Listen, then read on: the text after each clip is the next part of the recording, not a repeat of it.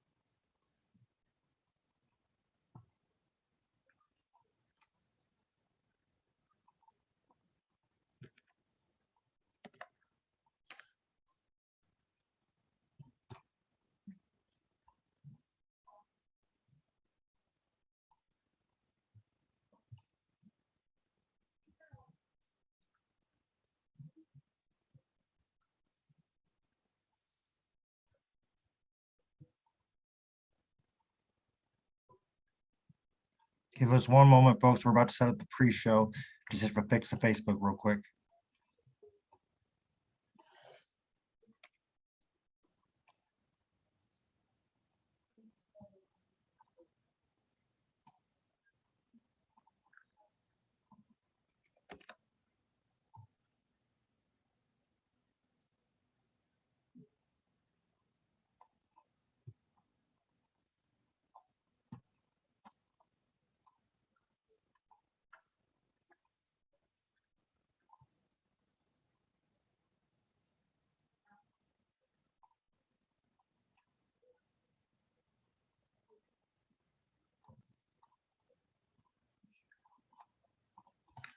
Okay.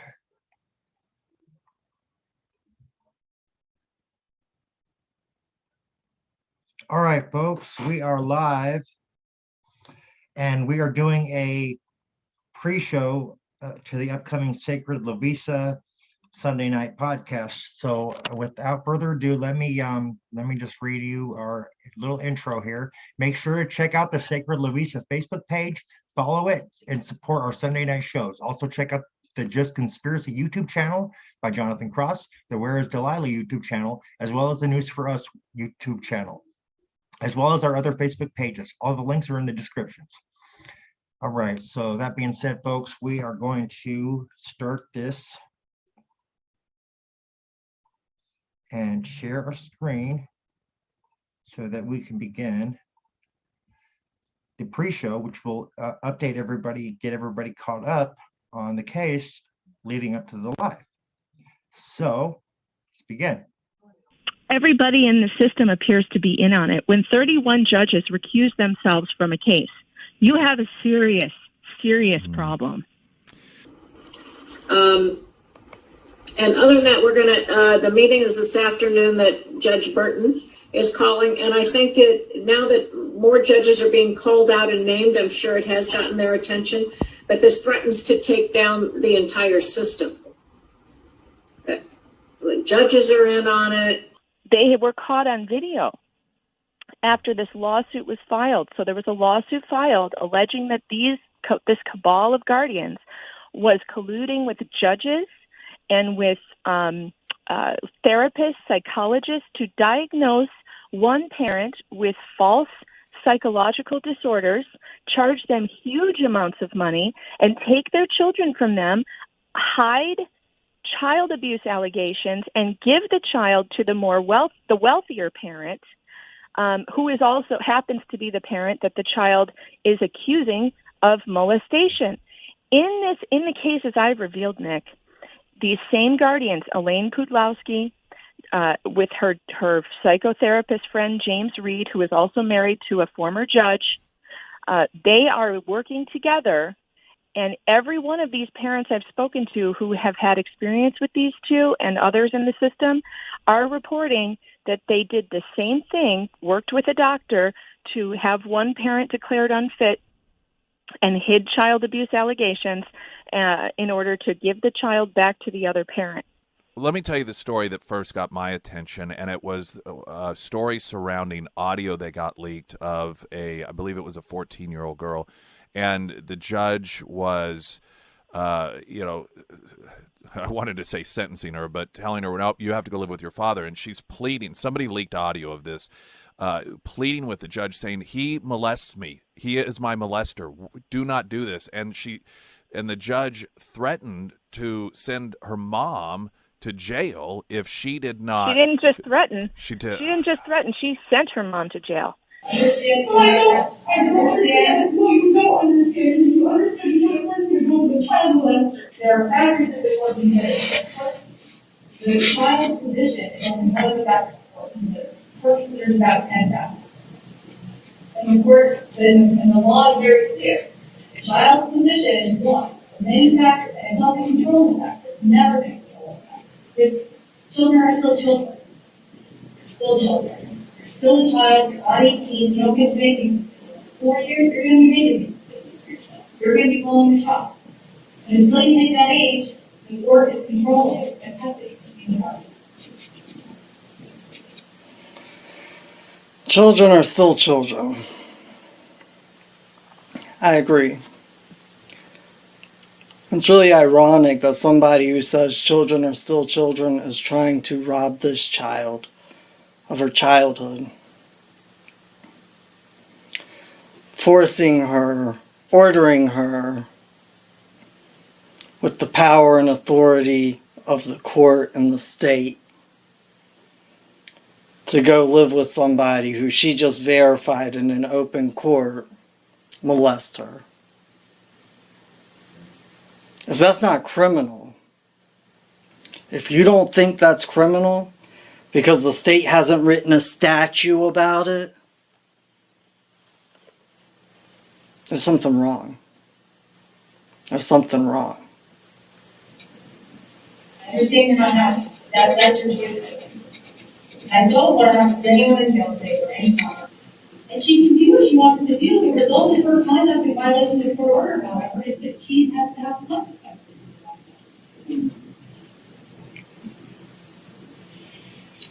She has free will, but her free will could end up her up in jail. And when Ms. Freiner is taken to jail, you are not going to have a parent to go home with other than that. Okay, what's going on here is because the girl doesn't want to go get molested, she's going to arrest her mom. So that the choice will be really easy because the girl won't have anywhere else to go. And because the girl is still so defiant, she gets locked up in a mental institution. And look at what the judge just said. She said, yeah, your mom has free will. Your mom has free will. But if she disobeys this court order, her free will is going to end her up in jail. Well, that's not really free will at all. That's extortion and coercion. And when you're doing it legally like that, it's called slavery. It's called slavery. When you have to work, when you have to do things that other people order you to do, and they're not compensating you in any kind of way, that's called slavery.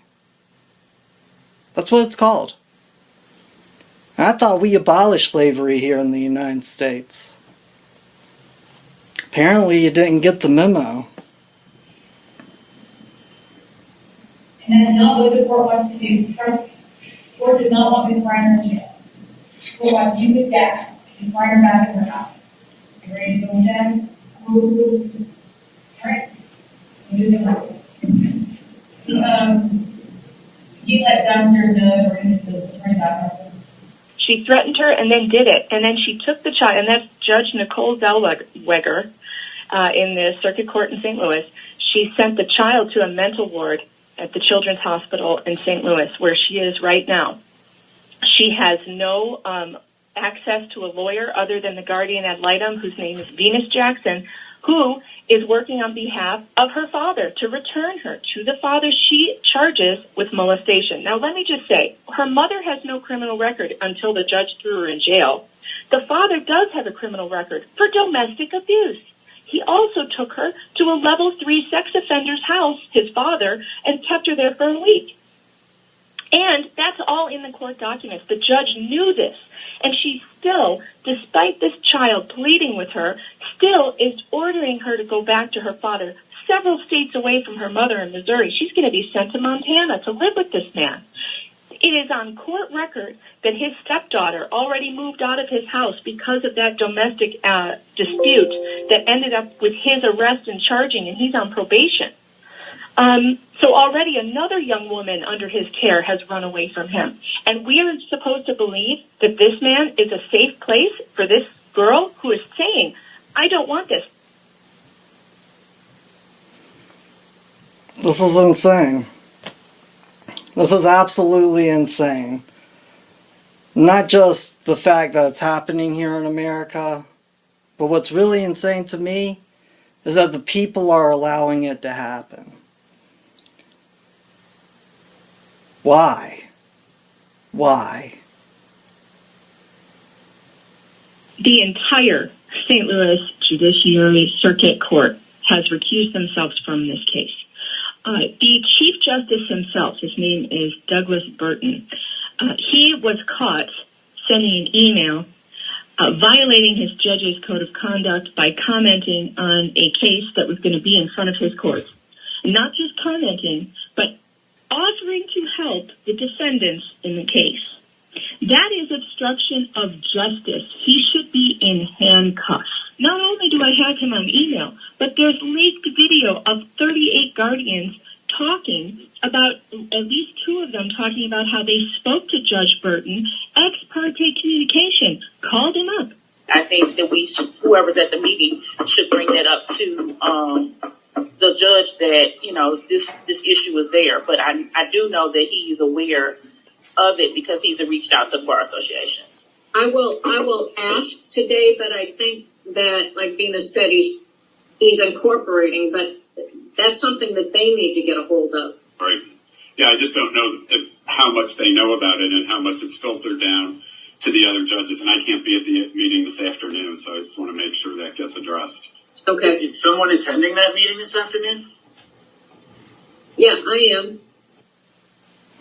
So, let me just talk about this for a minute, because you heard the reporter say, hey, they're having ex parte communications with the judge. They're talking with the judge. Then you just heard the attorneys talking in a meeting with each other. And they're talking about having a meeting with the judge. And there's a representative from the attorneys who's going to go meet with the judge or judges. And there's another attorney who's like, well, I was invited, but I couldn't make it. I'm too busy. And they're also talking about being in touch with the Bar Association. So when things like this happen, they call their buddies down at the Bar Association because they're going to be sitting on the disciplinary committees that are going to be hearing this. And why don't you tell me how come jury tampering is a huge crime, punishable by years in prison. But they can call the jury, they can call the judges, they can call the people in the Bar Association and say, hey, let's figure out how to handle this together. Unless there's a huge problem. And one of the big problems that I have is that we don't know law anymore. The public doesn't know law. Because if you did, then you would know none of those judges had to recuse themselves. And why? Why? Because judges don't have power to judge us. That's what juries are for. Judges are just there to witness the jury's judgment. To witness it on behalf of the power and authority of the state. But this has gotten turned so backwards. And it's gotten turned so backwards because too many people worship these statues the state creates, that the state calls law, or statutes. That's what's really going on. And it's going to go on till you do something about it. Until you do something about it. Go after him, probably with lawfare. They're a bunch of lawyers. What else would they do? Why would they spend up to $10,000, they said, to find out the identity of the person reporting on the bad things they do? And, get this, Nick, they don't deny that the things in the newsletter are untrue. They, in fact, admit on tape, in the leaked Zoom video, they admit on tape that the things he's reporting are privileged and confidential information, which means that it's true. And also that they're going after a whistleblower, because if a whistleblower leaks information that implicates people in a crime, that's not protected information. That's protected under the whistleblower law, and as lawyers, they ought to know that. Let me explain something here. When you're committing fraud, there is no privileged information. And all you have to do is go look at Michael Cohen and Donald Trump, because when the FBI went and seized all of Michael Cohen's files and everything about Donald Trump, Donald Trump was saying that's all privileged information. Michael Cohen was saying that's privileged information. The news was saying that's privileged information. But what came out was there was a little bit of civil fraud in there. And just because there was a little bit of civil fraud, none of the information was privileged anymore. And she's right. As lawyers, they should know that. And they do. They do.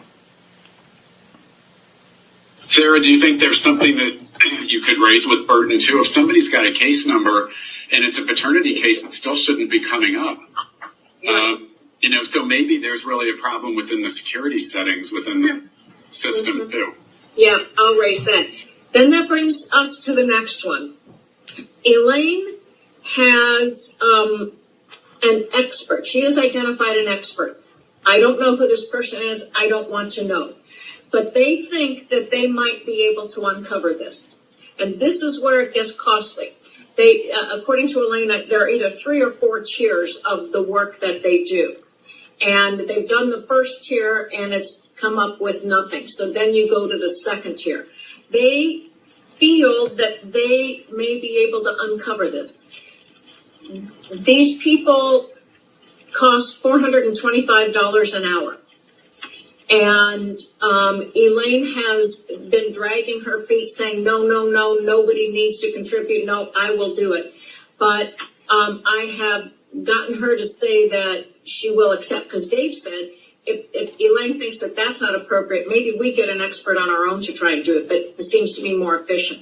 So for those of us who would want to contribute to that, we need to not send a check to Elaine, according to her lawyers. We need to send it to one lawyer, and then they will send it to her law firm. Any discussion about that? Well, can I ask, is the expert a computer forensics expert trying to track down, who's doing this and where this is coming from? I mean, that's what I was going to suggest that. Yeah. Okay. I think that's a great idea. I think that's our best chance if we can really all pull together to do something, it's to try to financially support this and give them enough money that they may really be able to uncover it, because I don't know how we're going to figure it out otherwise. I mean, there are other things that may come in, but this seems to be the best shot at really trying to get somewhere.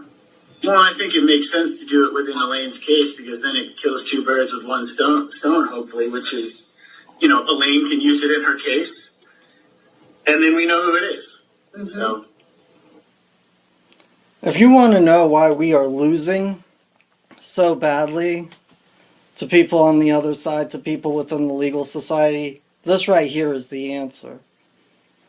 Because somebody's doing the right thing and going after one of them for fraud.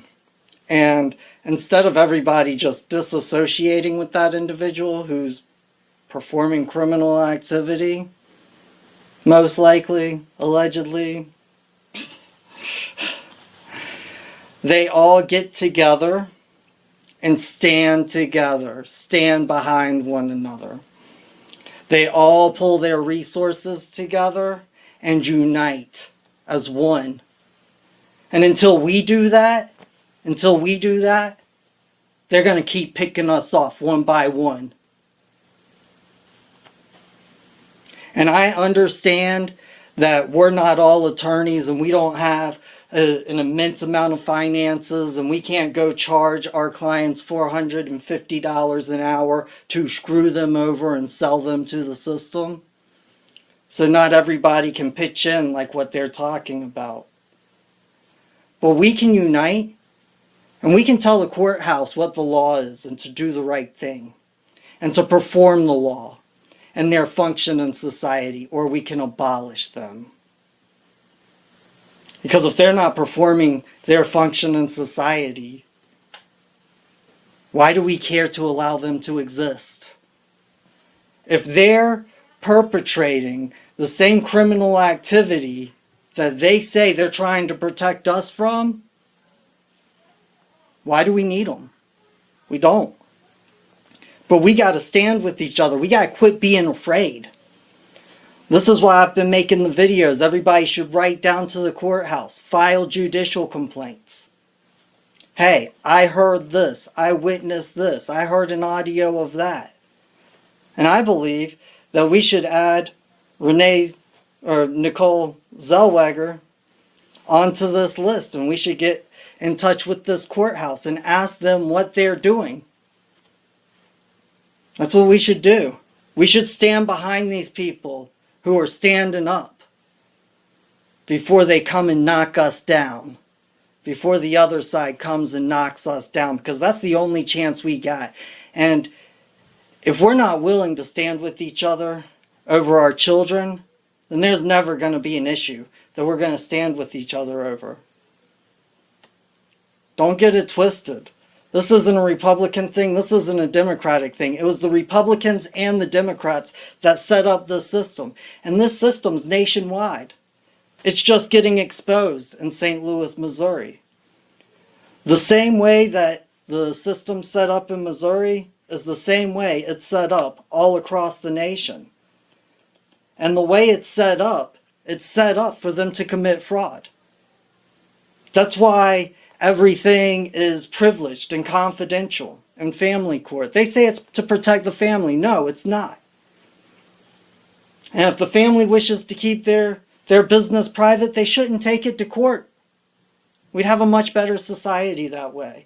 But if it goes to court and you think the government should get involved, you best believe the public should be involved. Well, she has nothing left to lose. Yeah. Her children are lost to her. No.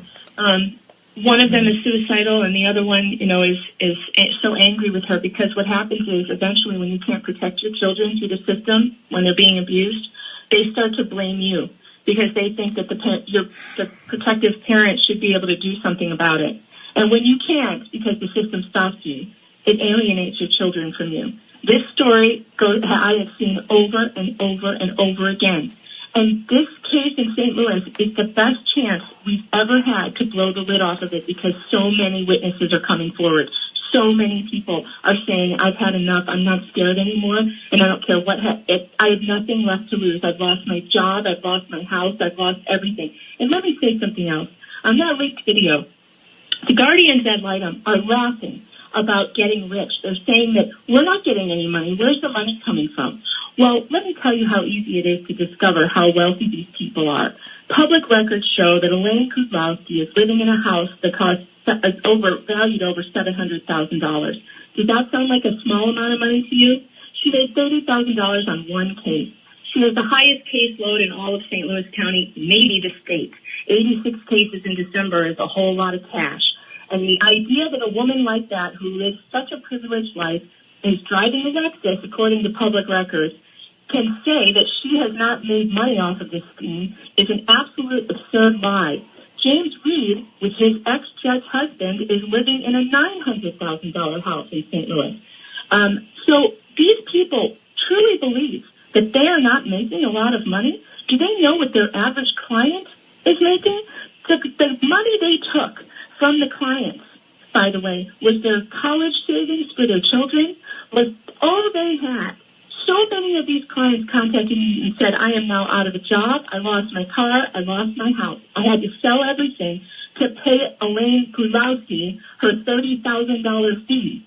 And she has the nerve to say she's not making money. These people are out of touch, they are elite, they are privileged economically and in every other way. And it makes me angry to hear them say that they don't make any money off of this scheme. Taken Elaine to task, though, in this Cash for Kids scheme that I was originally named in. I haven't received a penny.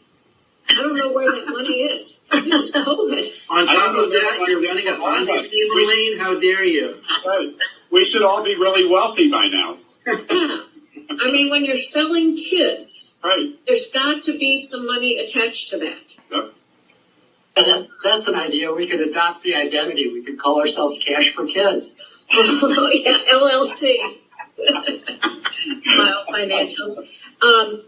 It is growing. I mean, I've got a case now with Laura where the mom's really mad at me all the time. But one of the things among the many threats that she's done is that I know 4 or 5 other families, and we're getting together and we're hiring a lawyer. And I don't know that she is. A lot of what she says isn't the truth, but there's a part that she certainly knows about this stuff. Now, why would an attorney be worried about getting sued by their client if everything they're doing is above board? And how sick and soulless do you have to be to joke and laugh about selling kids for cash? And you're really going to tell me that they don't get cash for what they do? Really? And I can understand how they might not view themselves as wealthy because it's America. And somebody's always richer than the next individual. It's just the way America is. But America's changed. Let me go back to what the reporter was talking about. About how parents have lost everything. They don't have anything else to lose anymore. That's why they're coming out and being public about it. Let me tell you something about that. If the public really makes a push to get law upheld in the courthouse, and they don't uphold it, somebody who doesn't have anything to lose. Historically, that's when the guns come out and people get shot or they chop their heads off. I talk about the common law all the time. And you want to know why the common law exists? The common law exists because of people like William Wallace, where when the British government was trying to impose a civil law form, they said, no, we're not accepting your law. And they would cut off government officials' heads and they would put it on a stake out in front of the town. You do that enough times And those people are going to say, okay, we'll listen to you. We'll listen to your law. Your law is good law for us because we don't want to die. That's exactly what happened to King John, Magna Carta. You're the one who allows law to exist. And you're the one who's supposed to watch over the government. And if we had a real government, like the way it was supposed to be, where grand juries would be in and out of those courtrooms and in and out of those court files and watching over these people and making sure that if there's any type of fraudulent activity or anything scandalous going on, they'd make a presentment to the other members of the grand jury and bring indictments against government officials. How much better do you think the government would act? If we had real law and the government had to issue a bond with every warrant, how many warrants do you think they would issue? Maybe prison wouldn't be such a big business. Maybe we wouldn't go after people for things like drugs and let pedophiles go. And if we allow the system to keep going the way that it's going, I can tell you what's going to happen. They're going to call their people at the Bar Association. They're going to put on a public show and charade. And just like Greg Newman up in Hendersonville, who let pedophiles go and child rapists go, they're going to say, oh, well, you're suspended with the suspended suspension. So you're not really suspended. But it's okay, because we gave the public a good show, and hopefully they believe that we're administering some justice, because that's what it's all about. They just wish for you to believe they're doing their job, because they're not. And they're not gonna do their job unless you force them to do their job. The reason all of those judges recused themselves is because they all have first-hand knowledge of the facts. They all know what's going on. And it's like that in every single city, county, all across America. Some places are a lot worse than others. Some people are not as evil as others. Some jurisdictions are better and actually kind of uphold the law still because they have a conscience.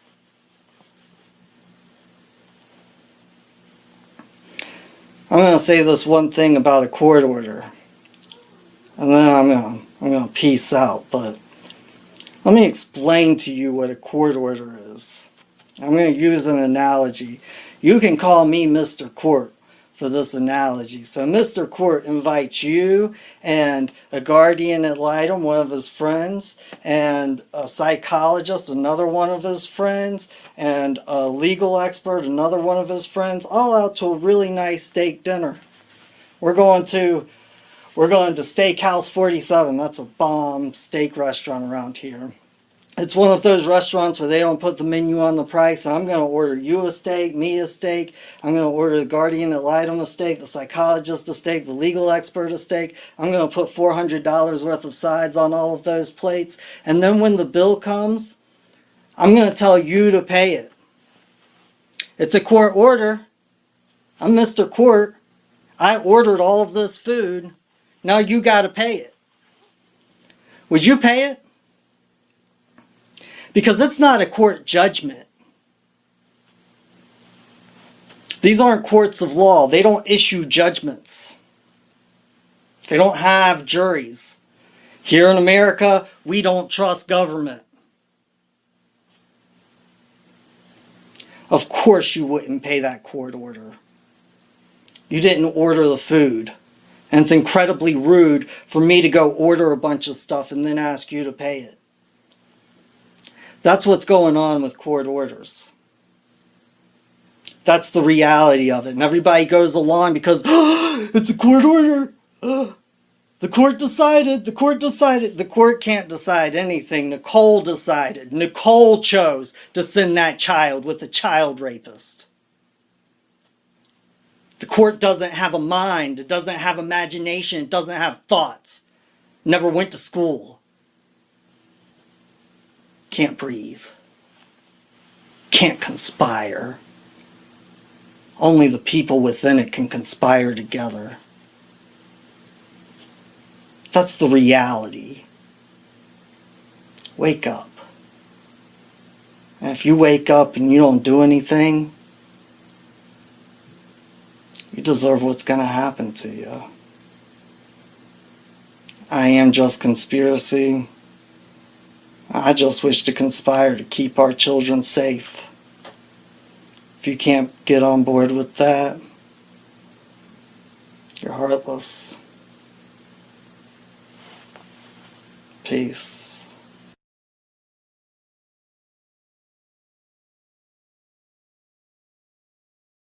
All right, folks, that was from Just Conspiracy YouTube channel. And the description or the link is in the description. And then we're going to be playing another one called something Popo. It's also from his channel, from Jonathan's channel. So let me, give me 1 second, folks. I got to share this Zoom link out to our main guest. So there's 2 more videos for our pre-show that will be covering a little bit more a context regarding Angie's case. This next one is when the police came to her house with the invalid order to take her daughter. So that's the next one. So let me just send this out here real quick and then we'll resume that. All right. So make sure you can all hear it. Okay. And we shall go on to the next one. That's going to be, I mean, this is the option we have to keep you in the loop and keep you involved as best as possible. Is we have to take custody. There's the bottom line. She won't go with you. I understand.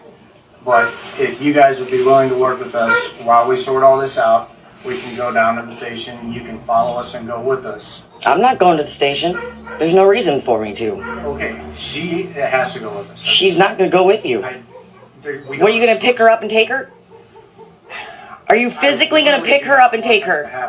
Well, then that's what you're going to have to do. Get you to work with us. I am working with you. When her dad comes in town, we can handle this. Dad's not in town. Well, no kidding. What's he want you to do with her when he's in Montana?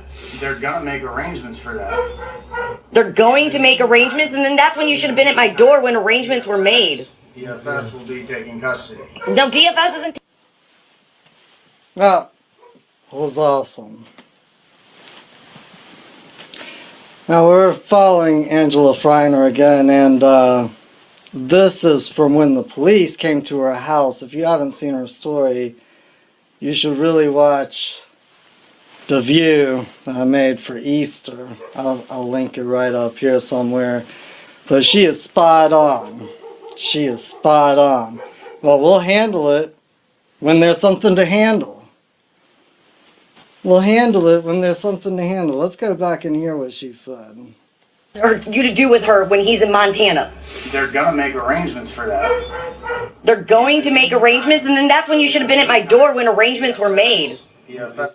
See, when you got lawful executable arrangements, that's when you should come over. Until then, leave me alone. Who doesn't agree with that? When arrangements were made. DFS will be taking custody. No, DFS isn't taking her. They're going to have to. She's not going to go with them. Okay, Delilah, you... I'm not going with anybody. I know, but you have to understand the situation. I don't care. I'm not going with anybody. Okay. Why don't we gather some stuff right now while we're trying to figure out... Did you not hear what she said? She's not going with anybody. Bottom line, you're going to have... I'm not going with you. We're trying to be very cordial with you guys, and... As cordial as you want to be, she's still not going with you. We're trying to be the most polite kidnappers we can be while we know we're being recorded. So why don't you just consent to us allowing us to rip your family apart? Why don't you just consent? You gotta understand, it's the best interest. Gotta understand. Anybody would understand. She's still not going with you. Allow you to help out in this situation. This is how kids get snapped. However, we have to abide by this court order. You do have to go with us. I'm not going with you. In the meantime, like I said, we're going to go down there and basically just be there while we're dealing with this DFS stuff. If DFS says that she doesn't need to go with us, we will put her back with you in your Why is she going to go with you to be brought back? That don't make no sense. Because in the meantime, she has to be in our custody. So if they say otherwise, we can put her right back in your car and you can bring her back. We're allowing you to work with us in this process to go down there. Do you know how damaging this is, what you guys are doing right now to her as a child? Understand? No, you don't understand, because this isn't your kid that you're doing this to. We are just the messenger trying to abide by this order that we were presented with. Well, okay? So we're not. Look, he just said, we're just the messenger trying to abide by this court order that we're having to deal with, that we're having to come out here and check up on. You know, there's this man, he got hung on a cross one time. His name was Christ. And some people call him the Messiah. You know, that's just another common name for this man. And Messiah literally means messenger. They're just the messengers. They're coming from the gods. You know, they don't know what the court order's about, but they're going to fulfill it. And this is the real idea of the separation of powers in our government. You see, you have the legislative branch, but they could become corrupt. So what's the next check and balance? Well, you have the judicial branch to keep the legislative and the executive branches in line. They're supposed to uphold the law so nothing gets executed without it being lawful. And if that safe net fails, then it actually goes back to the executive branch to have people in the community carry out that judgment. That's why they got the police or the sheriff.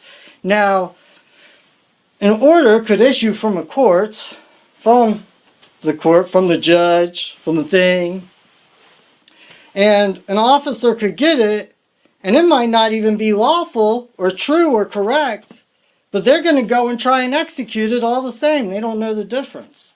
And this is what's so important about everybody knowing the simple basics of law. Okay. So we're not trying to make this as traumatic as we're trying to make it. Not trying to make it traumatic? You just being here is traumatic. By going along with this process with us, it can minimize a lot of that. Okay? Did you hear what he just said? She said, you just being here is traumatic. And he didn't say it wasn't. He didn't disagree. He just said, well, if you just consented to the least amount of trauma we're trying to impose, we wouldn't have to impose more trauma. But if you don't consent, we're going to beat you into submission because it's a free country and the government's not corrupt. That's what I heard. To minimize a lot of it. Okay? So we are allowing you this opportunity. We are allowing down you at the station until we hear otherwise from us. But in the meantime, she has to be in our custody. Well, then I guess you might as well take a seat and sit here until we get DFS answer. It's not going to work. Well, you taking her is not going to work. I am working with you. I mean, that is kind of work. I opened my door. Offered a seat. I offered you a seat. You want to sit down while... That's my favorite part right there. Well, I mean, man, she is kind of working with you. She offered you a seat. She said, we can wait until you get some type of lawful process order. Till you get something lawful. Till that's verified. Shoot. She's probably working with them more than I would. I offered you a seat. You want to sit down while we wait for DFS? That's fine. You read this? Correct. I read that a week ago. Okay, it says she has to be removed. All right? We don't By who? have any other options. Who's going to remove her? If you're going to force us and force our hand in this, we are going to have... If you want to physically get physical with my daughter, go ahead. But that's what it's going to take, because she's not going to go willingly. She's a 14-year-old kid. Okay, and you're her mother in this situation. Yeah. And I'm her mother protecting her. Protecting her. Protecting her and preventing this from escalating, you can allow her to go along with this process, go with us down there while we sort all this out. She's not going to go with you. Here's what that man just said. In my opinion, to allow her to come with us, you'll be protecting her because this won't get escalated. Otherwise, we're going to have to bring out the black gloves and it's going to get real ugly for her. That's what I heard. I don't know what you heard. Sort all this out. She's not going to go with you. But you understand you're also making a decision in this. Yeah, I know exactly what decision I'm making. You don't think I haven't been thinking about this since she got here? And this is what I would just like to say, you know, for all parents, people who have been through this situation, people who have known people who've gone through this situation. You know, a lot of people consent and they don't know that they consent. And they're like, okay, we'll go down to the police station with you. You're going to have us turned right around and leaving, right? No, like, why? Why are we going to go? Am I under arrest? Did you arrest me? You got some type of lawful process? Well, why are you here even bothering me? You should have had all the arrangements made before you even came here.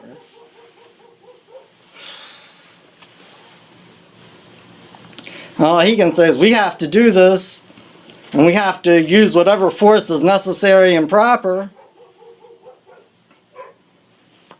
That's what he said, and she's like, I don't know, this is awesome. Since she got here?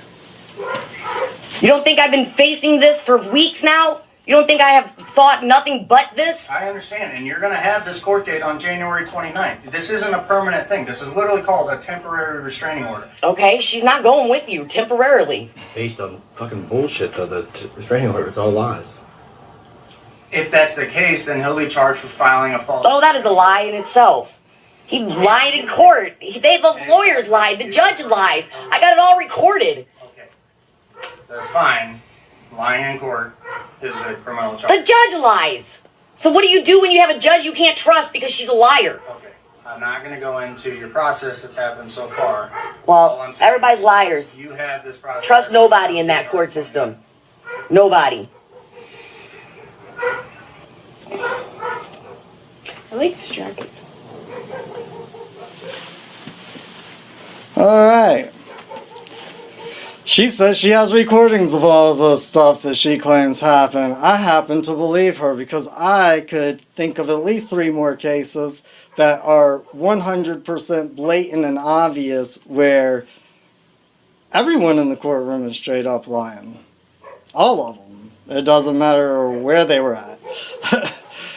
Just because somebody was standing up for themselves. And I've seen people go and issue false 50Bs and, restraining orders, and they never, what they issued it about was never truthful. And I've seen them get caught in court for doing that, and nothing happened.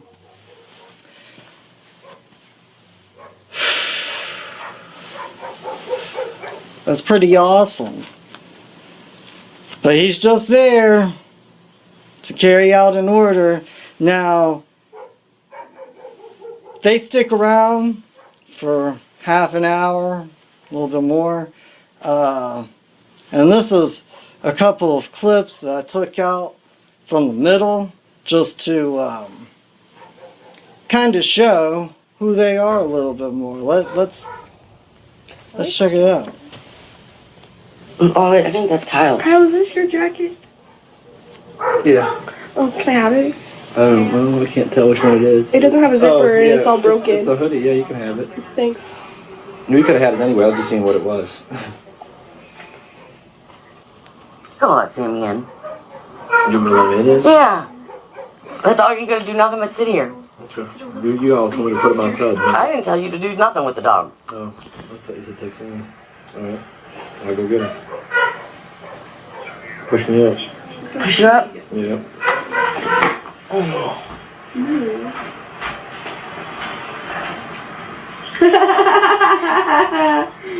Oh no. He was got family zoned. By who? Boy. Oh, He got family stupid boy. People got family zoned. By a boy? Yeah. A really good looking boy. He's like 6'3". Sammy! Samson, come here. Come here. Oh, there you go. Bypass them. That's a good boy. Come here. Come on. Oh. Okay. See, I think that is just awesome. I think it's awesome because, you know, you get to hear the daughter interact with Kyle. Yeah, you can have. I just want to know which one it is. You know, make sure I'm not looking for it in my closet. And her and her mom. You know, her mom asks for Kyle to get the dog. Kyle goes and gets the dog. Her and her mom talk about boys, cute boys, healthy relationship. You know, in a very stressful situation. All these people at your door, all up in your business in the middle of the night, and you're still just chilling,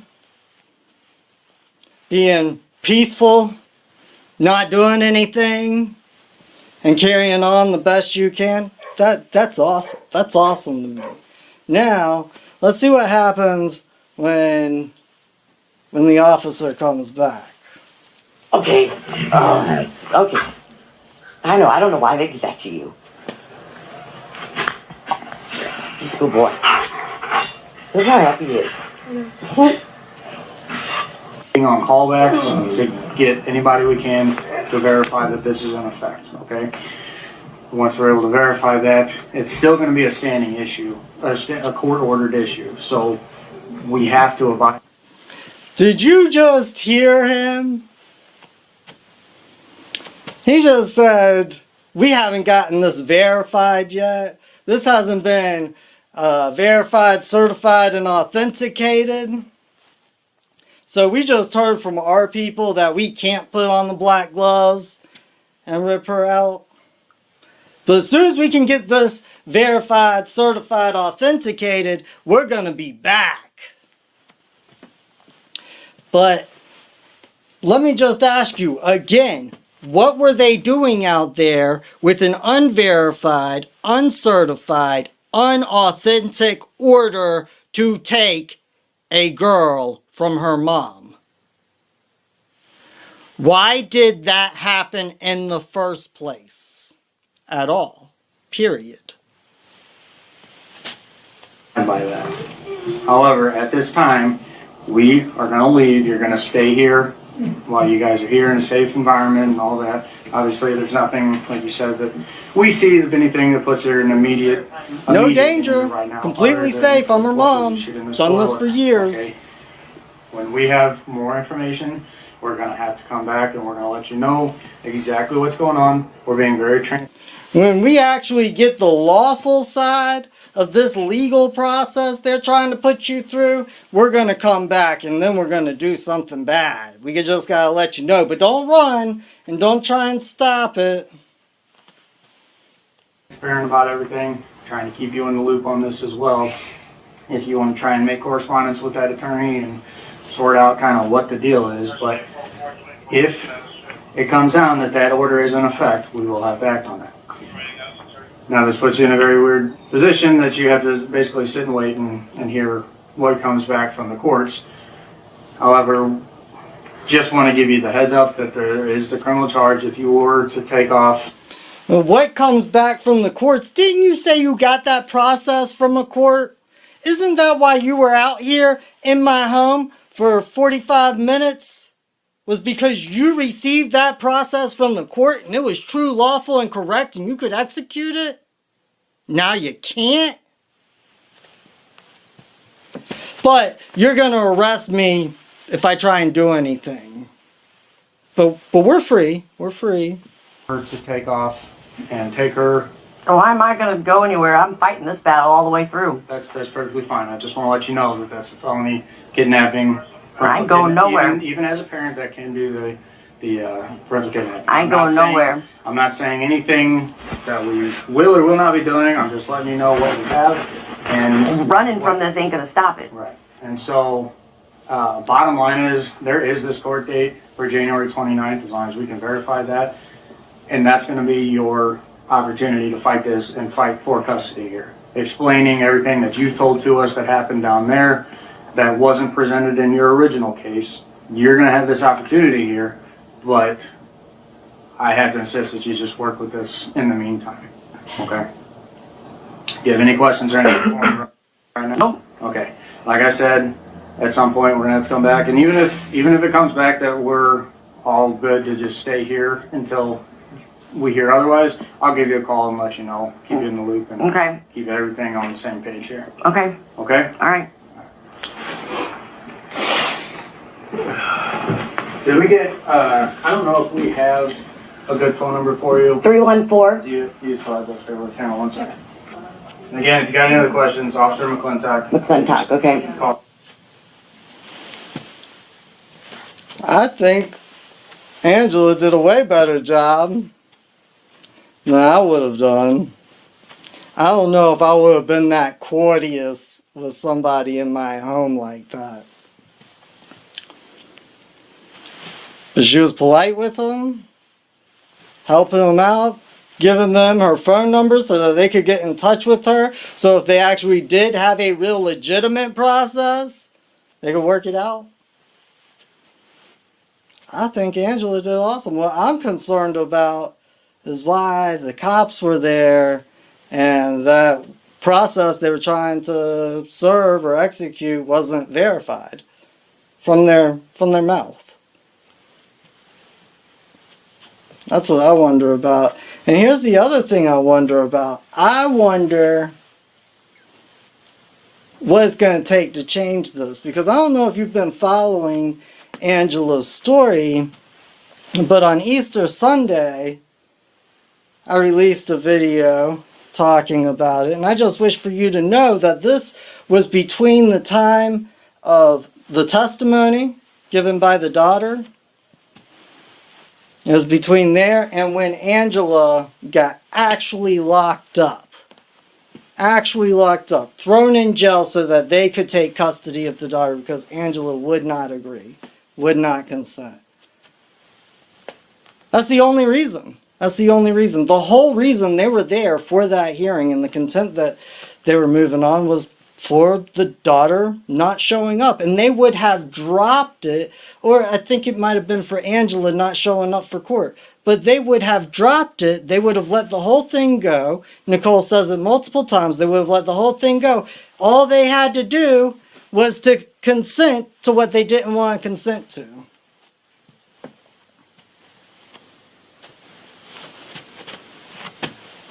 Sounds a lot like rape to me. Coming from the state and people in the state. And so, see, way back in the day, because every single officer used to know what lawful processes were and how the law worked, and it wasn't so confusing that you had to go talk to an attorney about something simple. When everybody knew that, see, officers, they knew if a court order was legitimate. They knew before they went to go serve it. Because if they went to go serve it and it wasn't legitimate, guess what? They might get shot. You know, trying to come take my kid with a piece of paper that's not legitimate that nobody can verify. What? What would you do if somebody in Walmart just came up and grabbed your kid and started running? What would you do to that person? Would you just hand your child over? What if they came up and hand you a piece of paper and they say, I order you to give me your children? Would you do it? You wouldn't do it? I wouldn't do it. Then how does it happen? How does it happen? And how is it going to change? How's it going to change? Because people have tried a lot of different things, you know. They've done it before. But you're never going to change something like this by voting the right one into office. And you're never going to change something like this by doing nothing about it.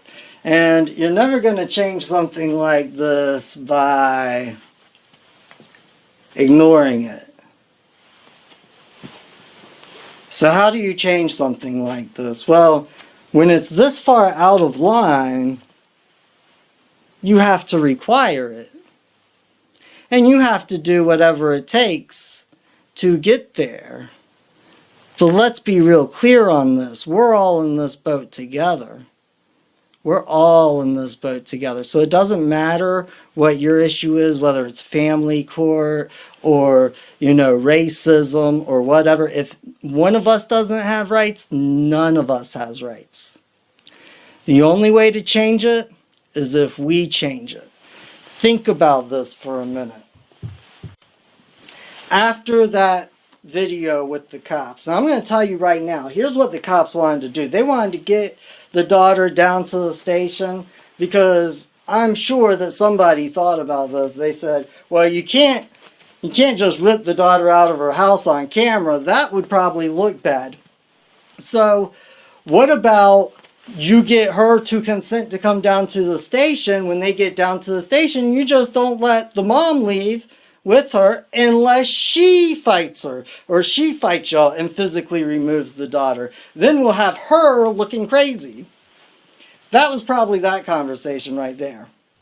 I mean, that's just my opinion. I don't know that happened, okay, but that's just what it seems like to me. And they try and get them to go down, but they won't. They won't, because that's gangster. It's gangster not to do that. And somebody asked me, they were like, John, what do you mean by gangster? I'm going to tell you what I mean by gangster. See, a gangster is a famous outlaw in his day and time. Like Robin Hood was a gangster. He was outside the law and he did the right thing. Gandhi was a gangster. Right? I mean, he didn't really work with the legal system and he just peacefully didn't care. Peacefully went against them. Jesus was probably the biggest gangster of all, if you want to go along the lines of gangster stories. It's just someone who's famous for being an outlaw and they're doing great. You're doing really fucking good. I think when I think of gangster. And that's what they're doing. They would not consent. No. And so after that, again, they get pulled in to court on a motion to hold Angela in contempt. And again, Nicole's like, I'll let your mom go. Just come with me. Just let us take complete control of your life and, send you with somebody who you already told us he molested you a lot of times. Yeah, just consent to that. Otherwise, your mom's going to jail. And then Angela goes to jail. She gets out of jail. She writes, hey, there could be consequences for your actions. And she goes back to jail. Has felony charges. Could face years in prison. I called the Supreme Court about it. Called the Supreme Court. And James did the right thing, but here's the issue is that this is so public and so blatant that if there was actually any law, order, and justice, surely one of the higher courts, one of the higher people would be like, y'all gotta stop. We gotta punish you because what you did was so offensive. But that hasn't happened. That hasn't happened. Why? Well, if you ask me, it's not proof. It's not proof.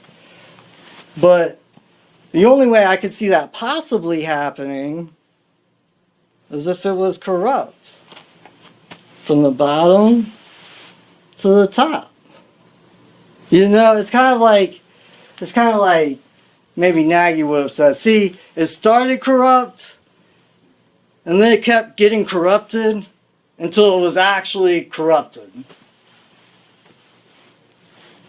Yeah, that's probably what Nagy would have said. So, I'm just going to leave you with this question. If you're not going to do anything about it, who do you suppose will? We are just conspiracy, and we just wish to conspire with other good people of this planet. Right now, to push a movement to get Angela her daughter back. One world, love, and peace. All right, folks, that video was the a video that was what about a year ago, Dottie? Yes, Anyway, that was a year ago. That was the unlawful TRO that they came to try to take my daughter on, and that was in January. That was actually January 15th of last year. That it's the same TOR that they took my daughter on a few days later, and on February 10th. The recording with my daughter in the courtroom when she went to the mental hospital and I went to jail for the criminal contempt order. That is the same unlawful, unverified TRO that took her. So they have kidnapped her. Basically, this is, unlawful, not legal, not legit. So this is the same TOR that has kept her from me for the last year also. Okay. So the next video is that one video, the most recent one he did regarding the hearing recently. So we want to give our viewers a brief overview of what this video is for this last pre-recorded content for our pre-show. Okay. Not this past Friday, the last Friday, we had our final trial, and this is just some little clips of her dad in court and what he puts on the record. All this goes on the record in that trial. The fact that I proved that they unlawfully took my daughter on a TRO and that they're all aware of what they're doing. I proved this in court on Friday, and he does a little bit of clips from her dad speaking on the stand.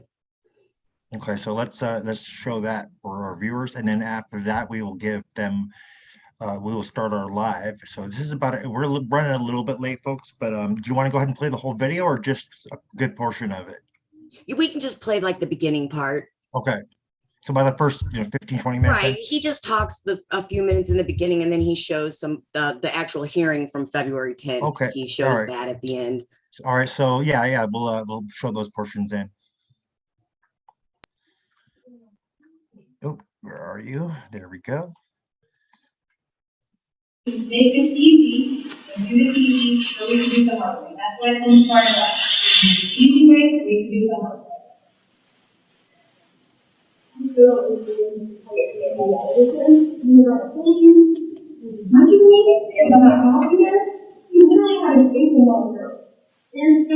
for anything. There's no evidence for anything. But this is what I'm telling you. Nobody knows my emotions more than I do. And nobody can say my experiences about Melly because I was the person who experienced it. So I don't understand. No, you don't understand. If you understood, you would have learned to go to the child molester. No, Delilah. I'm going to stop you right there. Hold on. Who do you want to go? The police are going to go get your child and take her to whoever's going to hold her till she transfers custody. She's not going with him. Yeah, she is. No, she's not. I have 5 days to take a drug test, she said. No, the judge said you said that you're refusing to do it, so she's saying you're being taken into custody right now. How does this happen before we even go to a trial? You stop just blowing me off and explain to me? Ma'am, nobody's blowing you off. You're not telling me anything. I've explained it to you. The judge explained it to you 4 times. I don't understand if this is, because 1 minute I'm being told this is not a criminal case, and the next minute I'm being told I'm going to jail, and my daughter's being ripped out of me, out of my hands. She made it clear to you. She's the judge. It's an order. It's not a suggestion. It's an order. I'm not giving up my kid. Well, then you're going to be in jail. You're going to be in jail. That doesn't mean that I have to give up my kid. Yes, it does. Oh, yeah, it does. She's 13. She's entering the order right now. They're not taking her. Yeah, they are. Right now. She's going to be on a plane tonight. Yes, she won't. So you're refusing to say who should go and get custody of her at the house right now? She's not at the house. Where is she? I'm not giving my kid up. You know what? You want to sit here and say that I don't care about you and I'm not there for you? How about this? I never said that you weren't there for me. That I said it affects me that you left past the state border. You left the state. That's what I'm talking about. Yeah, as long as that's something you're going to have to do. You do not realize that there are a lot of people out there that don't even have their dad around, let alone even know who their dad is. Dad. But you should be fortunate enough to even know me. Dad, people that are fortunate don't have to have their dad live 100,000,000 miles away. I don't have that privilege, and you have the fortunate to even know me, Delilah. So do not call me up and disrespect me. It'd probably be easier if I didn't freaking know you had to put up with Sarissa. Get her goddamn name right, or I ain't gonna fucking let you say it again. Dad. Dad. What? What do you have to say to me, Delilah? You please just back the freaking papers. I moved away. I moved away.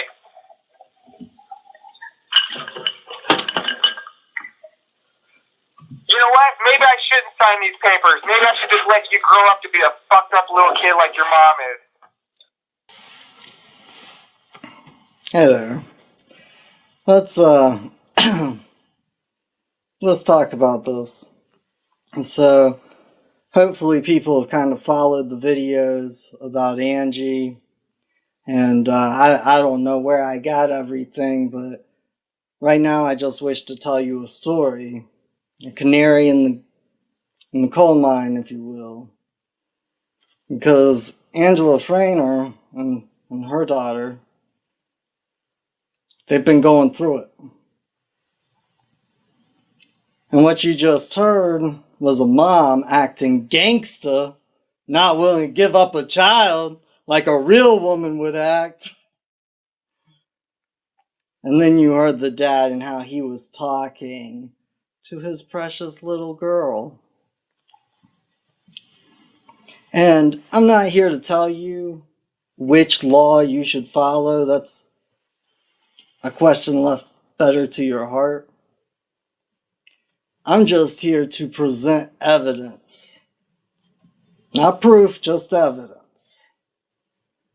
That the law we have, the law people believe in, is wrong.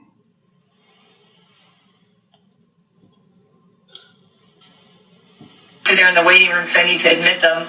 The person's name, according to their little screen thing, is Kyle Ortball. Does anybody know who that is? I don't. I do. Okay, and is that a witness, or is that someone who wants to listen? I think that's somebody that just wants to watch. Okay, so I'm gonna... Or whatever happens. This is somebody who just wishes to witness on that court. issue? I don't know who Mr. Ortball is, and I would object. Well, my concern is this. So we have, an open courts policy. And so this originally was a paternity case. And so that's the only reason I'm even, frankly, asking what people's position is on this. Because this is, or was, a paternity case. Obviously, we have constraints on who can hear issues related to paternity. But this is a motion to modify a paternity case. Paternity has already been established. So I don't know that I have the same issues about confidentiality. I don't know that the statute requires that motions to modify custody cases that started as paternity have the confidentiality. Let me ask the GAL. You might be the best person to know the answer to this. Do you know the answer to that issue? I think it's only on paternity issues, Your Honor. And not on motions to modify? There's people that said it on motion to modify on cases in court. But I would like to know who the person is. Before we admit them. Okay. Ms. Freiner, do you just want to indicate who this person is? Oh, it's a long-time friend. I just wish to point out something real quick. That they're moving to have a witness inside the courtroom, and you heard the judicial officer, the supposed judicial officer, say, I believe the law is real clear on this. We have an open court policy. With, the past couple of videos I've made, that seems really hilarious to me. But what I find even more funny is that the judicial officer is like Venus Jackson, the GAL, the guardian ad litem. You might be the most qualified to know this one, so what is it? Because I'm a judge, and I gotta ask an attorney for legal advice. But rest assured, both of them said that courts are open in public, so, they should be open in public. Again, the court, anyone who would normally want to could normally come into a case and sit in my pews and hear the proceedings, so I don't know that I have a concern until we about start that. star chambering you. And then telling him that he needs to keep his screen off and he needs to keep his volume. You can come in if you follow all of the rules. In general, I don't have a concern about that. Because this isn't a public building. This is my house. That's why they call me the judge. This is Judge Zellweger. Judge Zellweger. I think we've met in court before, haven't we? The thing. Yes. Okay. Yeah, I just want to make sure that that is on the record, and that we understands that her phone is in my foyer in my office. Is that not correct, Delilah? That is correct. Okay, so she has no way of contacting any parent, and no parent has any way of contacting her, according to the administrative rule. Thank you. I appreciate that clarification for the record. I didn't get to talk to you. I just wish to point out right there, they're talking about an administrative rule. And if it's moving under administrative procedure, if it's moving under the rules of administration, guess what? That means it's not moving under the rule of law. That's what that means. Let's see what other tidbits or nuggets we can pick So up. happy birthday. Now I just wanted to establish a couple Happy of things. birthday, You do President. know the difference between Court. the truth and a lie, don't you? Yes. Okay, what's the difference? A lie is something that isn't true, and then the truth is something that actually happened, or I genuinely. Okay, so if I said I had on an orange shirt, would I be telling the truth or a lie? Lie, because your shirt is red. Okay, thank you. I have to establish it. I know it sounds like I'm just asking you crazy questions, but I have to ask those questions, okay? Did anybody else talk to you about the court proceedings today? Yesterday my mom called me and asked if I would like to go out there for 6 months, and I told her no. But that was about all of our conversations. And she texted me this morning telling me to tell the truth and to be me. Tell me about your relationship with your stepmom. For the most part, it's good. She's just, controlling. Explain. And like, whenever I try to talk to her about how I feel, she always like belittles my feelings and tells me that's not how I feel. And tries to tell me how I do feel, even though that's not how I actually feel. And every time that I do tell her that that's not how I actually feel, she tells me that I'm lying. How does that make you feel? Really sad. She cares about you just as much as your mom does, and I do, and everybody else, like your uncles, and like my uncle or your uncle on my side. For you to hang up on her just because she's caring and trying to help you. She was yelling at me. That's not fair. She was yelling at me. I wasn't yelling. I asked you a question. Please tell me how we do not show you respect. Because we do. You don't have an answer because we do. We respect your privacy. We're not all up your ass. We're not doing anything. And I always tell you every single day, if you need help, all you have to do is ask. How many times have I sat at my kitchen table helping you with your homework? Every week, basically. Me sitting there with Because I asked, do you need help? Yes. You told me the You past have few not helped me every week because I don't ask for help that much because I don't feel like I can come to you guys. That's not true. You guys say I can, but I don't feel comfortable. You guys say I can, but that doesn't mean that I feel comfortable coming to you guys. You have no problem. But you always say that I go to my mom for stuff. This has been shown time after time after time because I trust her. You have no problem coming down the stairs, coming into a room and saying, I want this, Dad. Let's go there. Let's do this. You come into my room and say, Teresa, you know, I was thinking about this thing. Look how cool it is. And then the next freaking week you have it. I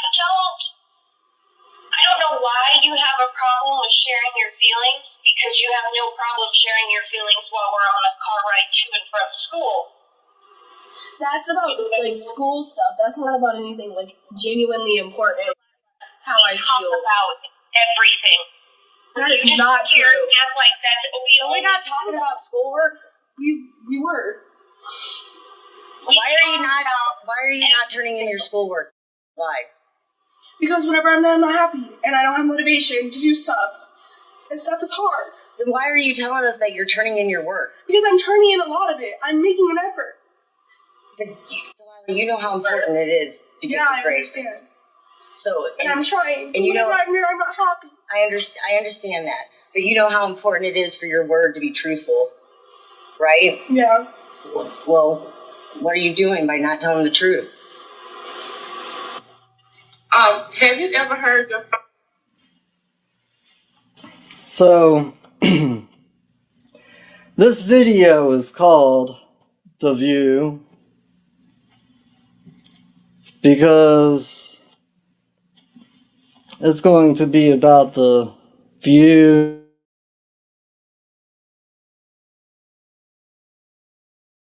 All right, folks. Now marks the beginning of our live because it is 6 o'clock p.m. PST, 8 o'clock p.m. CDT, and 9 o'clock p.m. EDT. So without further ado, why don't you go ahead and get started, Dottie, and while I bring up that other video you wanted us to play that. Maybe explain for our viewers that video was actually the wrong video we were thinking of. We accidentally had the wrong one downloaded. So let's tell them a bit about that, and then kind of like tell them what happened at your court hearing, and then we'll kind of segue into that while I get this prepped. Okay, the video we just watched was the video that Jonathan put out for Easter. It was last Easter, a year ago, and it was the view from Delilah's point of, you know, everything she was going through, what, you know, she could possibly be thinking, and, you know, how it went down. That was really hard to listen to. I haven't listened to that in a minute. That was tough. But JC was going to be on with me tonight, and I don't know, he's MIA, but I have Oracle on with me. She has worked really close with me on this case too. Hi, Oracle. Are you there? Who? Oracle? Yeah, she's here. Yeah. Can you hear me? Oh, I can hear you now.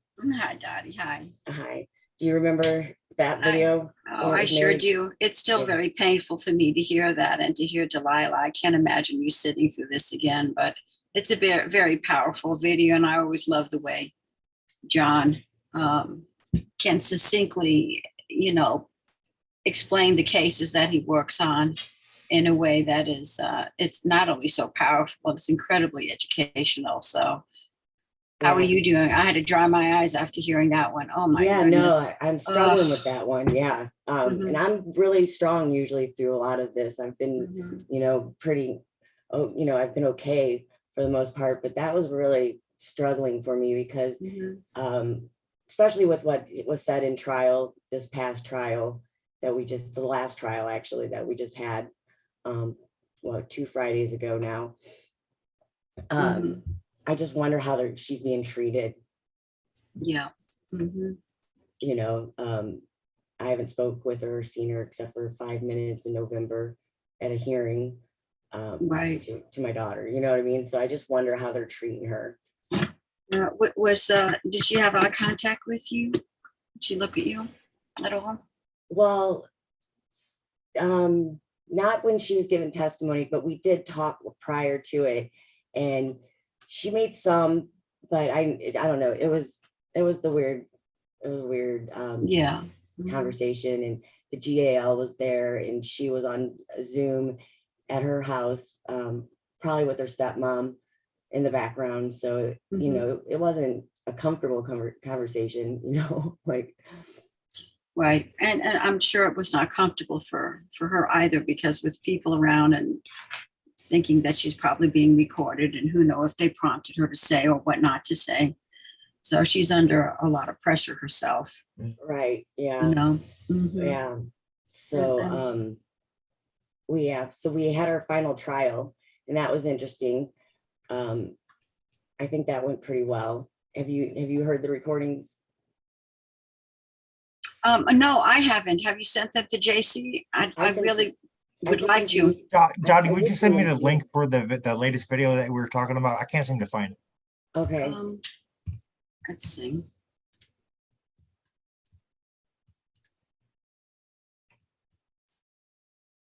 So JC helped me prep for court. Yeah.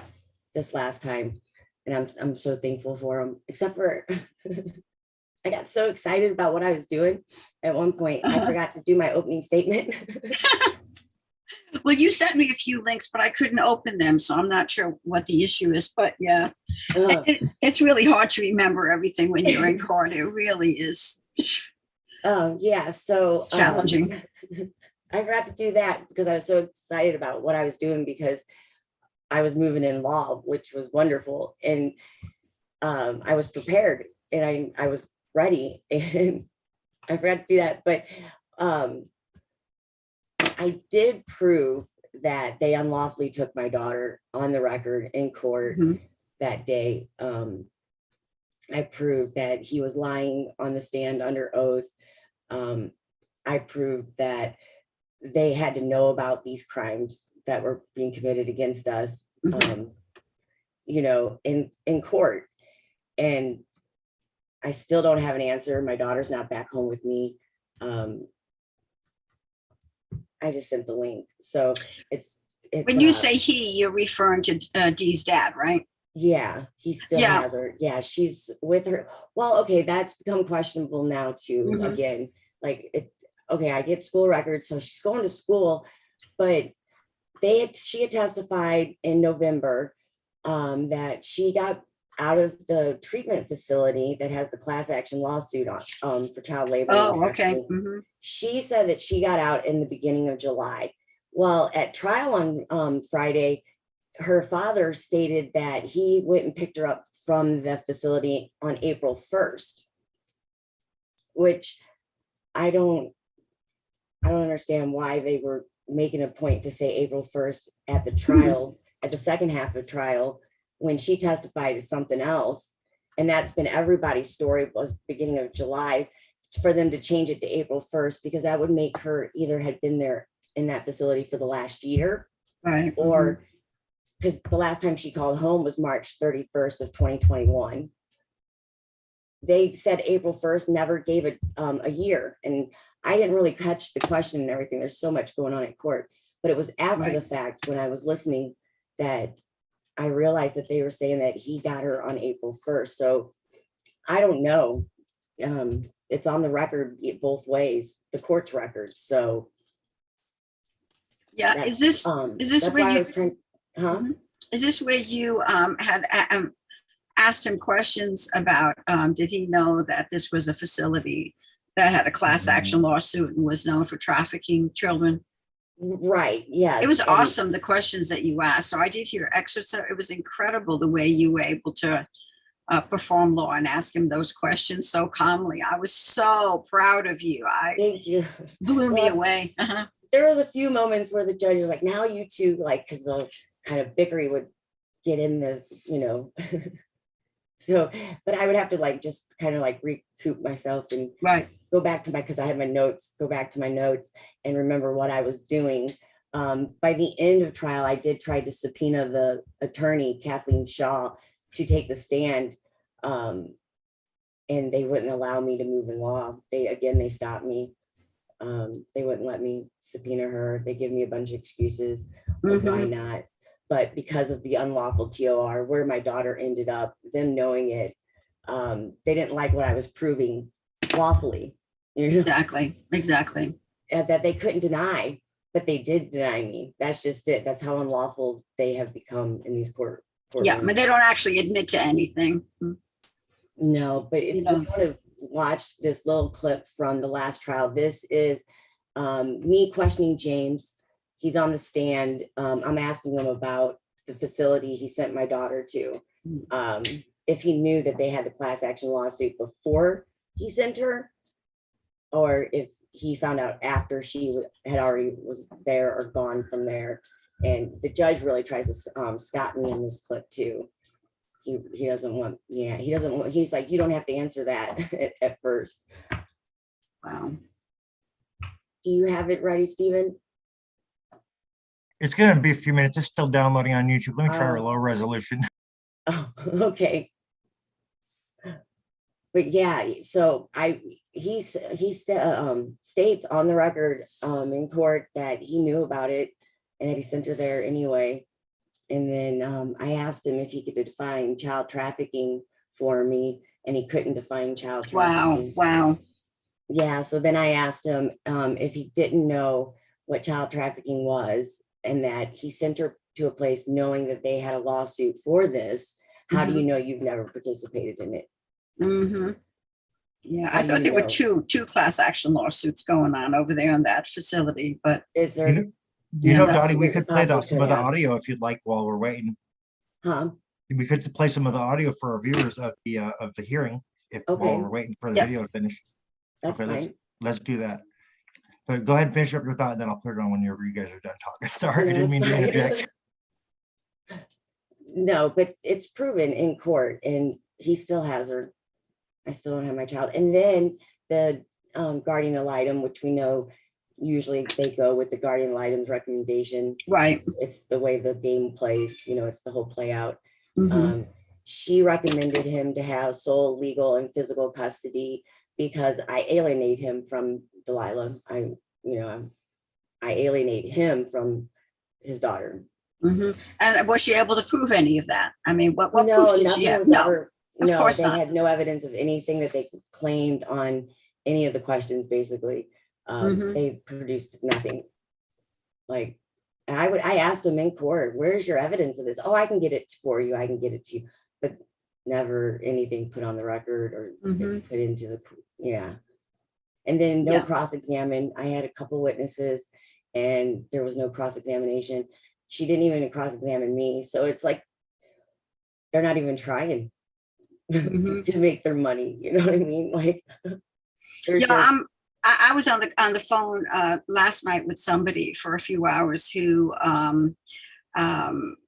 is talking about the GAL, the guardian ad litem, that the two of her grandchildren have, and that the judge was a guardian ad litem, and she, God forbid I talked a little bit about your case because she wouldn't be able to handle it.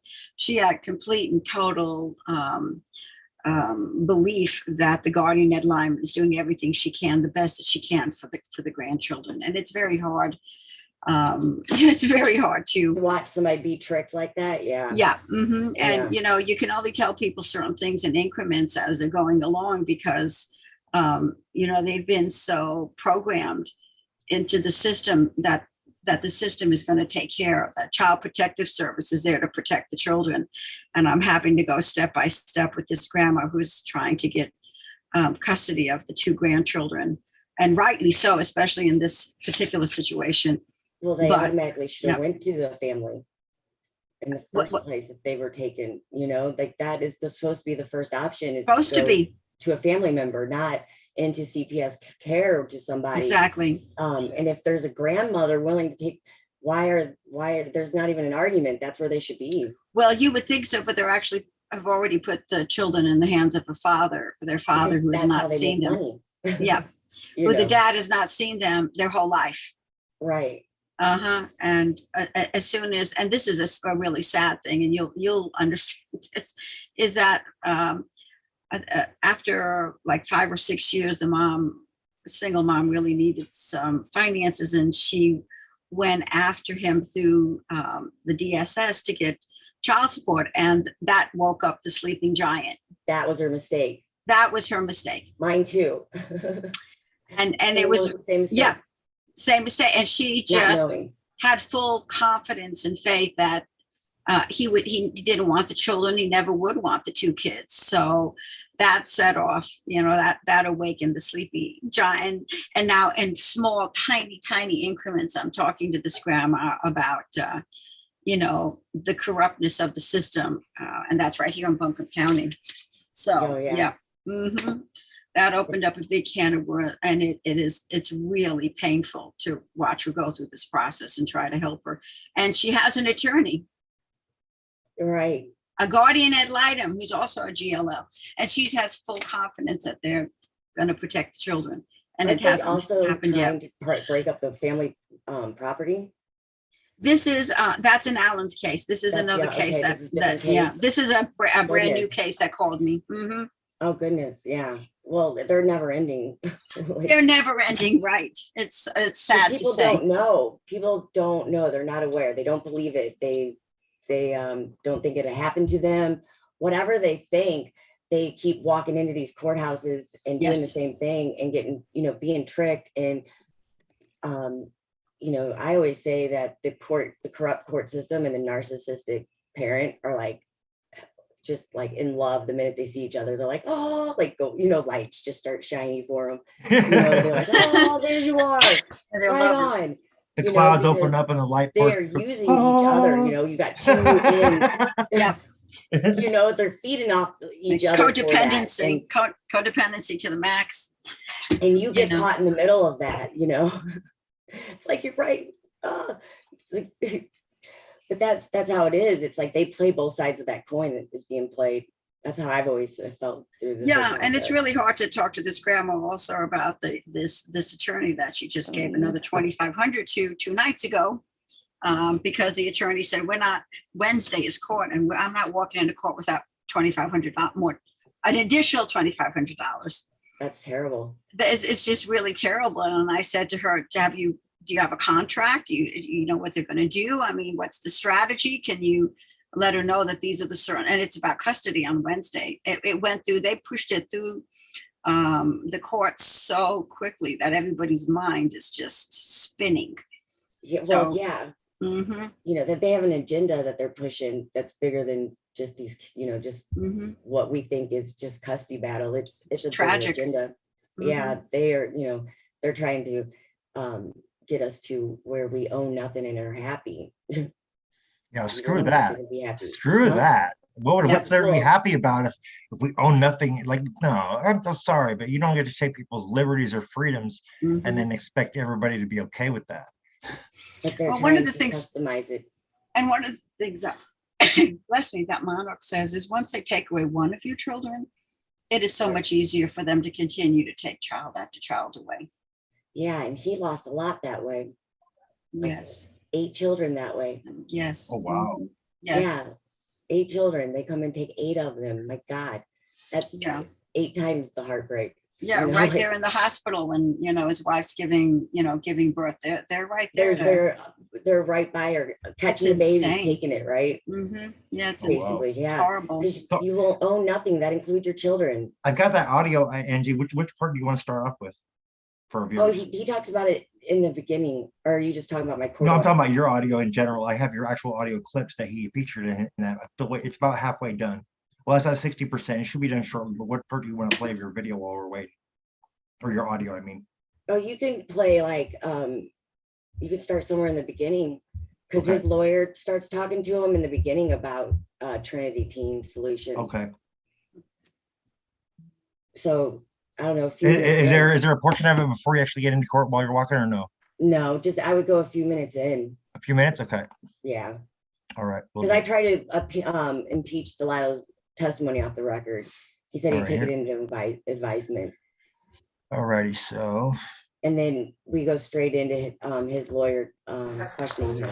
Can y'all hear that? Yes. heard a trial on a motion to modify back in August of 2020, correct? Yes. She rendered a decision, correct? Yes. Granted you physical custody of your daughter, correct? Yes. You and Angela agreed to exercise joint legal custody, the decision making, correct? Yes. And since the time of the judgment, James, has Delilah's mother cooperated in co-parenting and joint decision making with you? No, she has not. An example would be Christmas of 2020, Yes. and you have to speak audibly, a nod or a shake.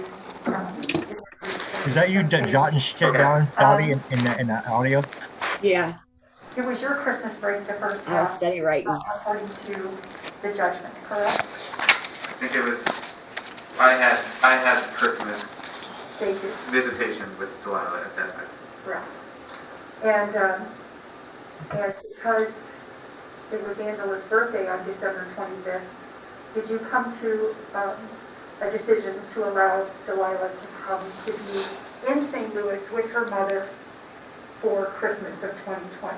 Yeah, I thought it was a good idea. Maybe she could get a little extra time with her mother, considering the fact that we live such great distance away from each other. Okay.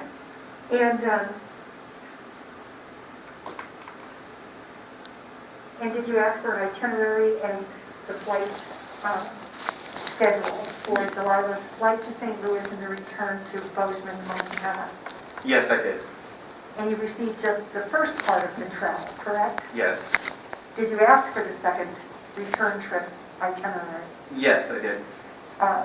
Did Angela cooperate with you and send that to you? No, it was some heartache. You had asked that Delilah return to you on or before the 2nd of January, correct? Yes, I asked her just to send her a day home early so we could have Christmas together. So that you and your family could celebrate the Christmas holiday and exchange gifts the day before school resumed. Correct. On the 2nd, did she return Delilah? No. Did she buy a ticket to your information and belief? No, she did not. I did some discovery and found out she didn't purchase a ticket at all. So, was there a period when you had to come to St. Louis in January to try to retrieve Delilah? Yes. Was there great tumult and police involvement in trying to get Delilah back into your custody? Yes, I had spoken with several officers. I can't recall their names at the time. Okay. The ones that came with the unlawful TRO. That's what he's talking about. Did Ms. Freiner cooperate in getting Delilah into your custody? No. Go ahead again for our viewers. Dottie, tell them what he was talking The about. police officers, the reference there in court is the Popo video you watched where they came to my home with an unlawful order and was demanding to take my child. Okay. When they were trying to kidnap her. Okay, cool. That's what Right, they're so we had referring to in context for court. that. Yeah. Like, I mean, I just noticed that just in this little bit of audio, about that plane ticket. Wasn't that what referring to what you showed me before? I think when we were going over your and case. that's one way I was able to prove he was lying under oath on the stand was I produced the plane ticket receipt in court that day, and it went on the record. The judge took it, so wow, that's there, and he still has my child. Was he under oath? Yes. And so you wonder why is there not any when they lie under oath, why doesn't the judge bust them on perjury? That always blows my mind. Yeah, exactly. When they're caught in a lie. And didn't he say or she asked a question about coming back into your custody? What does she mean by coming back? Did he have prior custody? I mean, that's a little confusing when she said that. There's talking about when she came home for Christmas and refused to go back. And we had that February 10th court hearing when they forced her into the mental ward and me into jail to take all her. right. So she's not talking about legal custody. She's talking about. Well, we still have 50-50 custody at this time. Okay. But the judge had moved her primary residence from my home to his home against my wishes and her will. Wow. Right. So she was for 6 months, she had been there with him since the court hearing, in August of 2020. And she come home and didn't want to go back. She didn't want to go back. Yeah. And so that is what they did. That was the aftermath of her not wanting to go back to her dad's home, was the mental ward, the being taken out to Arizona and then to the facility for the child trafficking and labor in Wyoming. That was the repercussions of her not wanting to go back to her dad's. That's, I guess, punishment. Wow. That's what happened. And I haven't seen her since that court date. That was the last time I seen her. All right, so let's Hi, continue. everybody. Hey, Hi, Jen, how you Dottie. doing? Hey, so, and that was after the court hearing, correct? I had to back out and come back in, so I missed a little bit. Oh, That you're was fine. after the hearing that she had spoken about not wanting to go back, correct? Yeah. This is Yes, after, okay. this is from the most recent hearing. Oh, okay, the recent one, okay. Yeah, the All one right. we're playing right This now. was the final trial. Like, we're waiting on the judgment to come in from the judge. So We still don't know. You still haven't heard anything yet, Dottie? No, I don't. I still don't know anything. I don't have because they recommended sole custody. So this is the final trial, basically, to find out if I'm going to lose my custody. Is this maybe your parental rights as well? Do you think they're going to incorporate that in this? It's for sole legal and sole physical. Okay. Oh, I see. Okay. And yeah, You just have to file in the circuit court to compel Ms. Freiner to deliver Delilah to your custody. Yes. Were there several court appearances for that? Yes. Were there times when Ms. Freiner didn't show up? Yes. Ultimately, on February 7th, Delilah was given the option to go to Children's Hospital. Do you recall that? Yes, I think that was more of my decision, though. Okay. The judge compelled Ms. Freiner to deliver Delilah to you, and you thought it was best that Delilah have some intervention medically. Yeah, she was making a suicidal threat, so I thought I didn't want to take it lightly, so I thought maybe she should get evaluated. Did you think she was really suicidal, James? Absolutely not. But out of the abundance of caution, you thought it would be best for her to be evaluated. Yes, ma'am. And the police officers here in St. Louis County took Delilah to Children's Hospital, correct? Yes. Upon being admitted to Children's Hospital, was a drug test performed. Correct. And was Delilah under the influences of drugs when she arrived at Children's Hospital? Yes, she was. Do the medical records so state that she was, that methamphetamines were in her system? Yes. As well as marijuana? Correct. Do you use drugs? No, I do not. Does anyone in your family use drugs? No. Is Delilah ever allowed to use drugs while No. in custody? Has she ever used drugs while in your custody? No. And when she arrived in St. Louis on December 18th of 2020, she was not under the influence of any drugs. Is that true? I'm sorry. I think I lost you there. Yeah, December of 2020, when Delilah came for her Christmas trip to be with her mother from Bozeman to St. Louis. Telling the story too fast. Slow down. Drugs. Yes, that is correct. Sorry for the misunderstanding. How long did she stay at Children's Hospital, to the best of your information? It was 23 days. All right. And then were you searching for her to go into a residential program? Yes, I was during that time. And was there one available immediately? No, we had to wait a month. And After she got out. did you and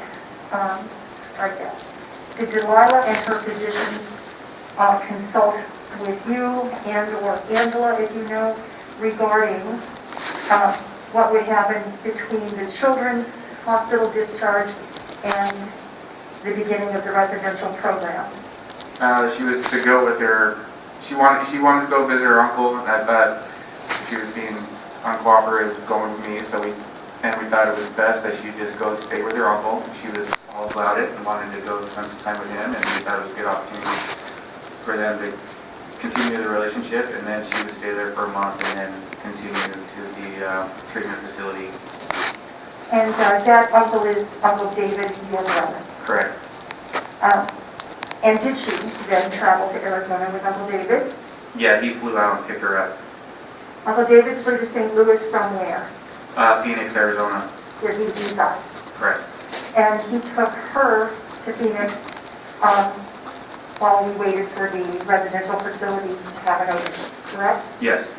Delilah went to the residential facility then, correct? Yes. And she stayed for how long? She stayed there, so she went in March and then until April 1st. Thank you. And April 1st, she went where? And she came home with me. Did Delilah have a successful year? treatment at the treatment center? Yes, she had a dramatic change, and I think she had a whole new outlook in life. And the name of that treatment facility, James? Trinity Teen Solutions. And she did the hard work of working on her relationship with you. Yes. And staying sober and not using drugs. Correct. And she's been in your custody since. Yes. And she attends what high school? She goes to Gallatin High School now. At the time that the previous judge entered her judgment in August of 2020, Delilah was beginning what year of high school? That was her freshman year. Okay. And now she is in what year? She's a sophomore now. How is she doing at Gallatin High School, James? I have to say I'm very proud of her. She has a GPA, I believe, 3.45, and she has all A's and B's. And minus her geometry she struggles with, but that's a C. And she's doing well? Correct. Is this sound She rehearsed? has a counselor. Yes. She has a counselor with whom she is working closely in Montana? Correct, yeah, it's just a mile up the road. Does she have regular appointments or is it as needed? It's regular appointments, once a week. Beautiful, thank you. Has she had any absentee problems from school? Just minor things, just besides being sick, but no. She No is, problems though? No. And She's not ditchy school or anything, if that's what you mean. And does she have any social problems at school? Absolutely not. She's a social butterfly. Wonderful. And she was a homecoming nominee? Yes, she was. And she participated in a play? Yes. When she We are going to show you this video. Does this start his testimony here? Angie? I'm not sure. Like, it's a few minutes in.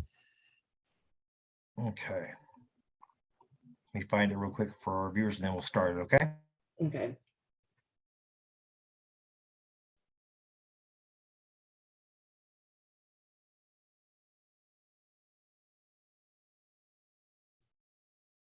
This video just came out. Do you remember when he put this one out? What day it was? Oracle? It was a few days ago. It was in April 21st, I believe. Okay.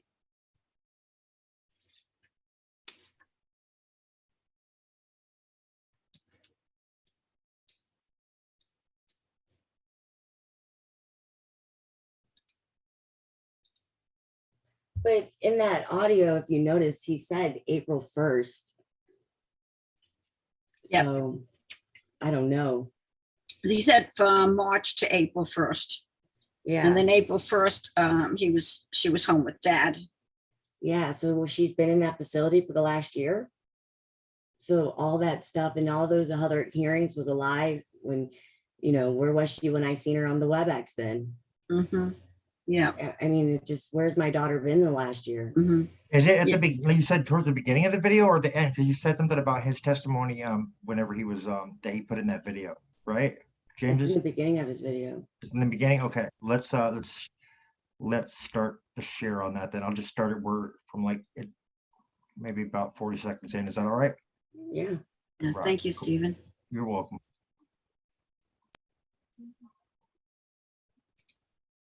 Yeah, so I don't know how long she was there. So, I don't know. just to get into children and their future, let me introduce you to Angela Freiner. Did you know that Trinity Teen Solution had a class action lawsuit for child laboring and trafficking? There's been a lot of bad things said about that place, but I thought it was a great experience from what I felt, so I like to base my own experiences from my own opinion. Were you aware that they had a class action lawsuit for child laboring and child trafficking? Objection, Your Honor, hearsay, relevant. It's not hearsay. Overruled. I mean, you already asked him the question and he told you about it. So go ahead, get something else.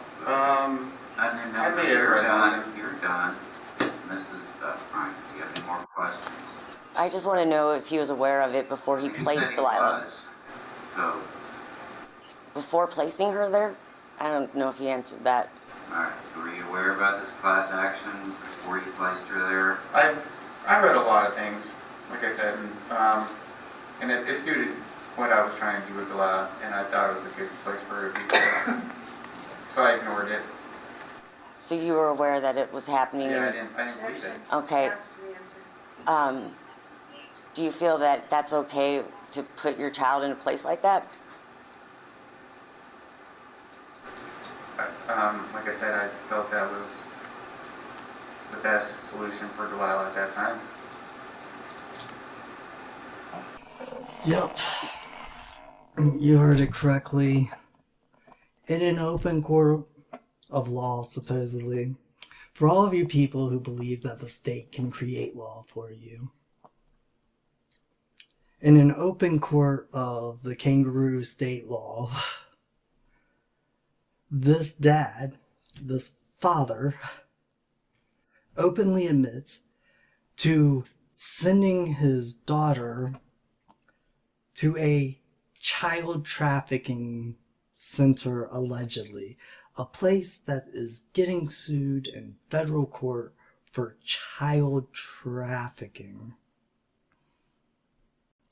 And he testified it was okay because it worked out really, really well for him. And I'm so glad it worked out really, really well for him. I'm even more ecstatic that nobody in society really cares that much to make it right. Because even after that testimony, the court would not order D-Love back to Miss Freiner, to our angel. Is absolutely insane.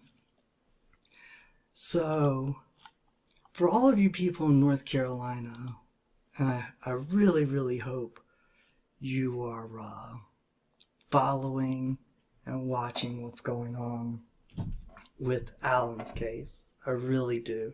Because I'm going to show you a little bit of insight of where it's going, because we've already been down this road before. I'm going to play you something I made a year ago, April 4th of last year.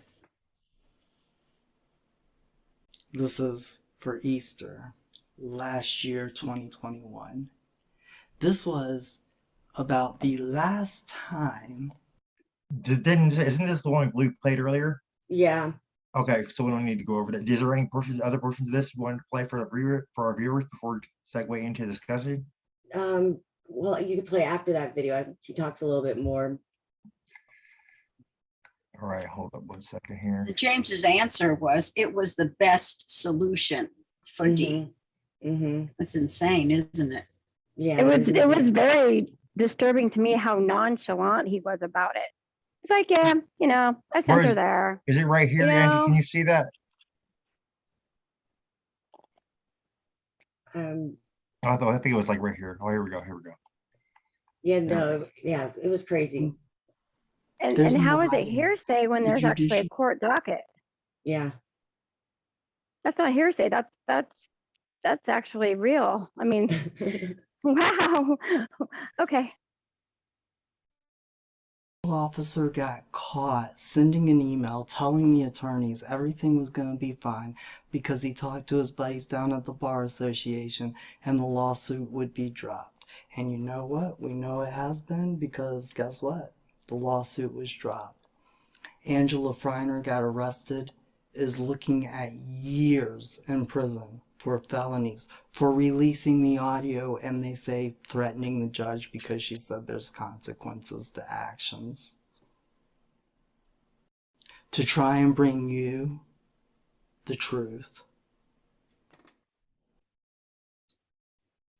If you believe that you should follow that worldly power, if you believe that you should follow those gods, be my guest. Just don't try and push them on me.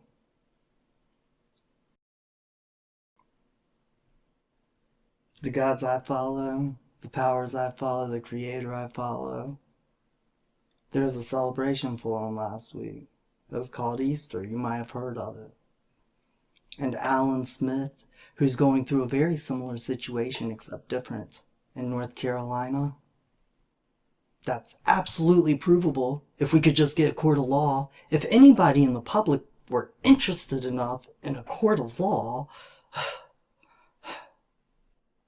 we could easily prove all of this stuff.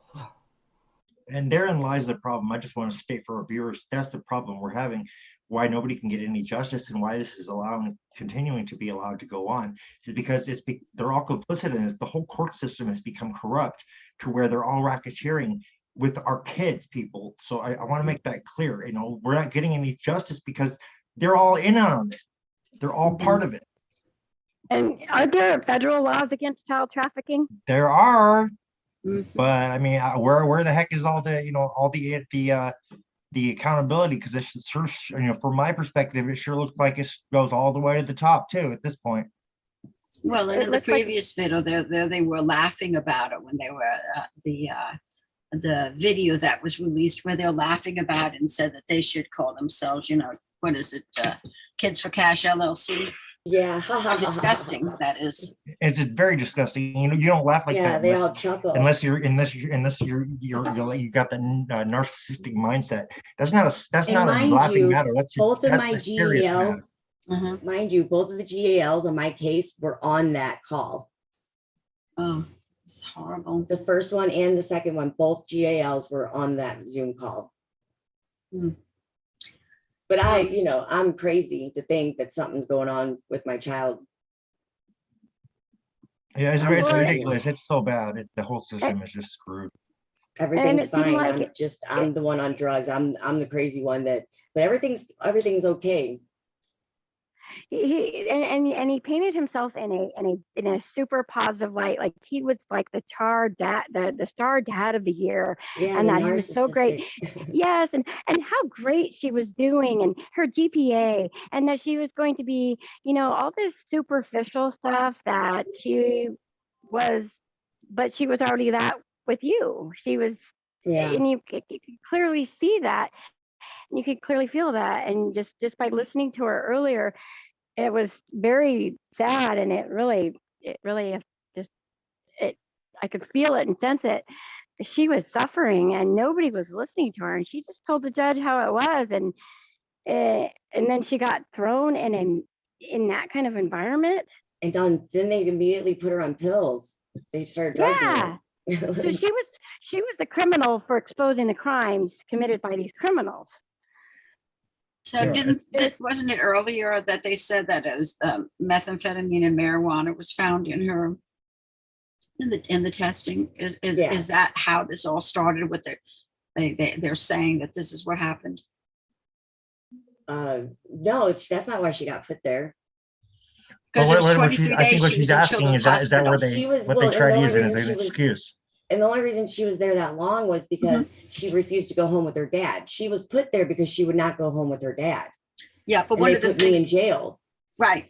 And took my custody. So that's how she ended up there. Then they ran with this drug testing.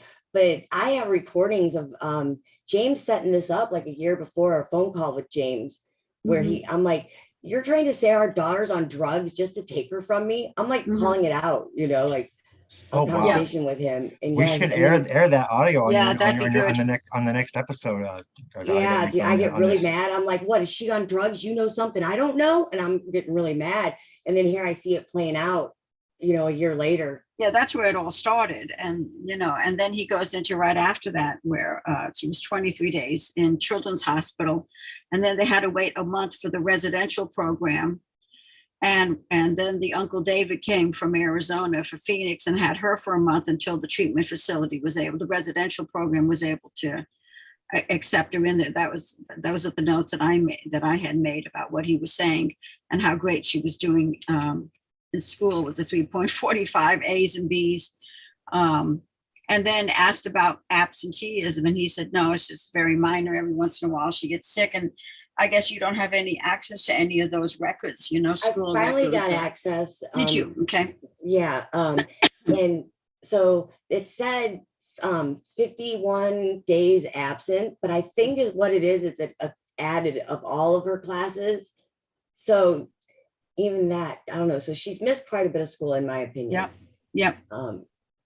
And he uses the word minor. Yeah. Just, you know, minor days. Yeah. So I don't know. So you'd have to add up all our classes. It's like, I don't know, 51 absence, 7 classes a day. I don't know if, you know what I mean? So, but I think there was like 11 absence in one class on the list going down it, you know, but it was more in the one class I noticed than any other classes. But that, I questioned that because he said she came back April 1st. Right. Mm-hmm. April, well, how is she in class? Like, how are they? I don't, it doesn't make add any up. sense. It doesn't add up. And it's their testimony, like this, nobody's making them say all this stuff. Like, you know, like they're just saying this, you know. They're testifying under the penalty of perjury, nonetheless. Well, they, you know, they kept all the other hearings that we had. It was always, she was back in Montana in July. And then this final trial for custody, he says April, which would have just meant that she just got back there. Like, where's she been this whole time then? Right, exactly. Because March 31st of last year is the last time she called home. Mm.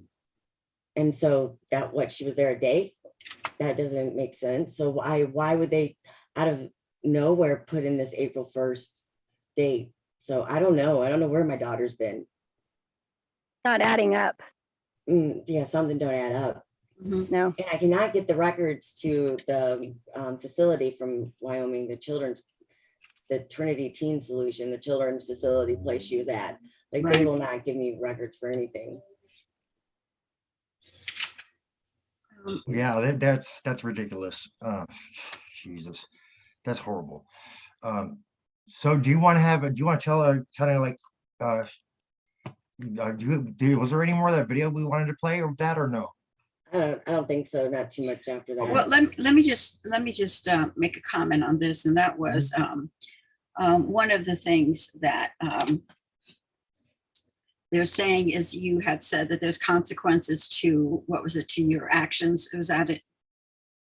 Yeah, consequences. Yeah, for your conduct. So when I look up in the Webster's 1828 dictionary, which is, you know, what we all go by and what the legal society looks at, there isn't anything under the word consequence that has to do with violence. I noticed that myself. Nothing. Yeah. And in fact, if we look at number 3, it says it's a connection of cause and effect. Yeah, yeah. And just above that, under number 2, it says that man, or in this case, woman or man, is accountable to his maker. So, you know, I think, you know, I think that they're not only really paranoid about their own guilt. anyone. That's their own guilt coming out. That too. They're trying to deflect it onto me. Well, that too, and looking for any excuse, certainly to make the parents. Oh, hold on a second. I think that's John calling me out. Just give me a second, okay? I'll be right back.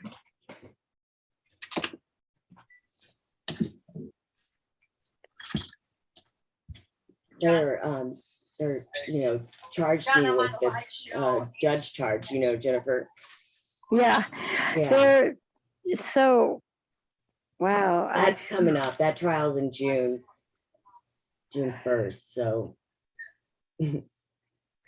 yeah, now I've got more. I've got more of a bigger picture. Like I knew, I kind of had an idea, but like now it's really clarifying things. It's made it all clear to where it all makes sense. Because before, like some of the things were a little leery, or not leery. They were not on your part, but I didn't quite understand. But now I do.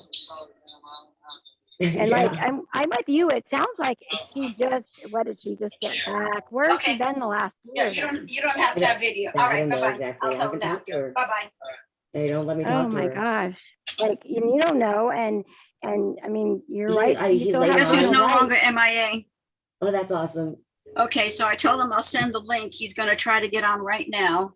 Okay. So let me go ahead and send the link on that. That way, John always has something good that we could hear. Yeah. So Angela, you still have 50-50, right? So you still have rights to a record. You have rights to everything. Well, from the judgment in August, but then they have that unlawful TRO that's keeping her from me. Like right. Okay. So they took my custody in that unlawful TRO. Right. And they know it was unlawful, and they know they know this is unlawful. Like they know, they're well aware what they're doing. I think that's why they're covering their crimes. So they kidnapped my daughter for a price. James says about 50,000 in court. Jeez. Is what he's paid out. So I guess that's what he's paid, to do this. Yeah, I mean, and then they're trying to jail you for like letting that recording leak. Is that right? Did I hear that right? Trying to stop. Well, I emailed the judge. That's what they're using against me, but it was because I called her out. Like I released that audio. Like she didn't like what I did. Right. Retaliation, Well, why would she? Because it just shows how much of a criminal she is. So, it compromises her abusing and the legal system, the power, or what is that? The overreach the overreach, and the abuse of power in the court system. It definitely is an abuse of power that yes is going on all over. Mm-hmm. Yeah. Yeah, and as John says, it also has a lot to do with, of course, not in your case, Angie, but a lot of people are so ignorant of the law. They don't really know true law, and they don't really know when they're being sugared, taken advantage of, snowed under. They just don't. They're so afraid. They trick you so every like every turn you make, they trick you to get jurisdiction of you. Like, so, you accidentally give them that at some point when you don't see it, like you don't know that what they're doing. You're not aware of it. As John says, they're always tricking you into coming into contract with them. Exactly. And the moment you come in, and it's very subtle. The last time we went to court, the time before last, we were in court with Alan. Because I've been going to every single hearing for, about over a year. Oh, JC just jumped on, folks. So good. There you go. How you doing, JC?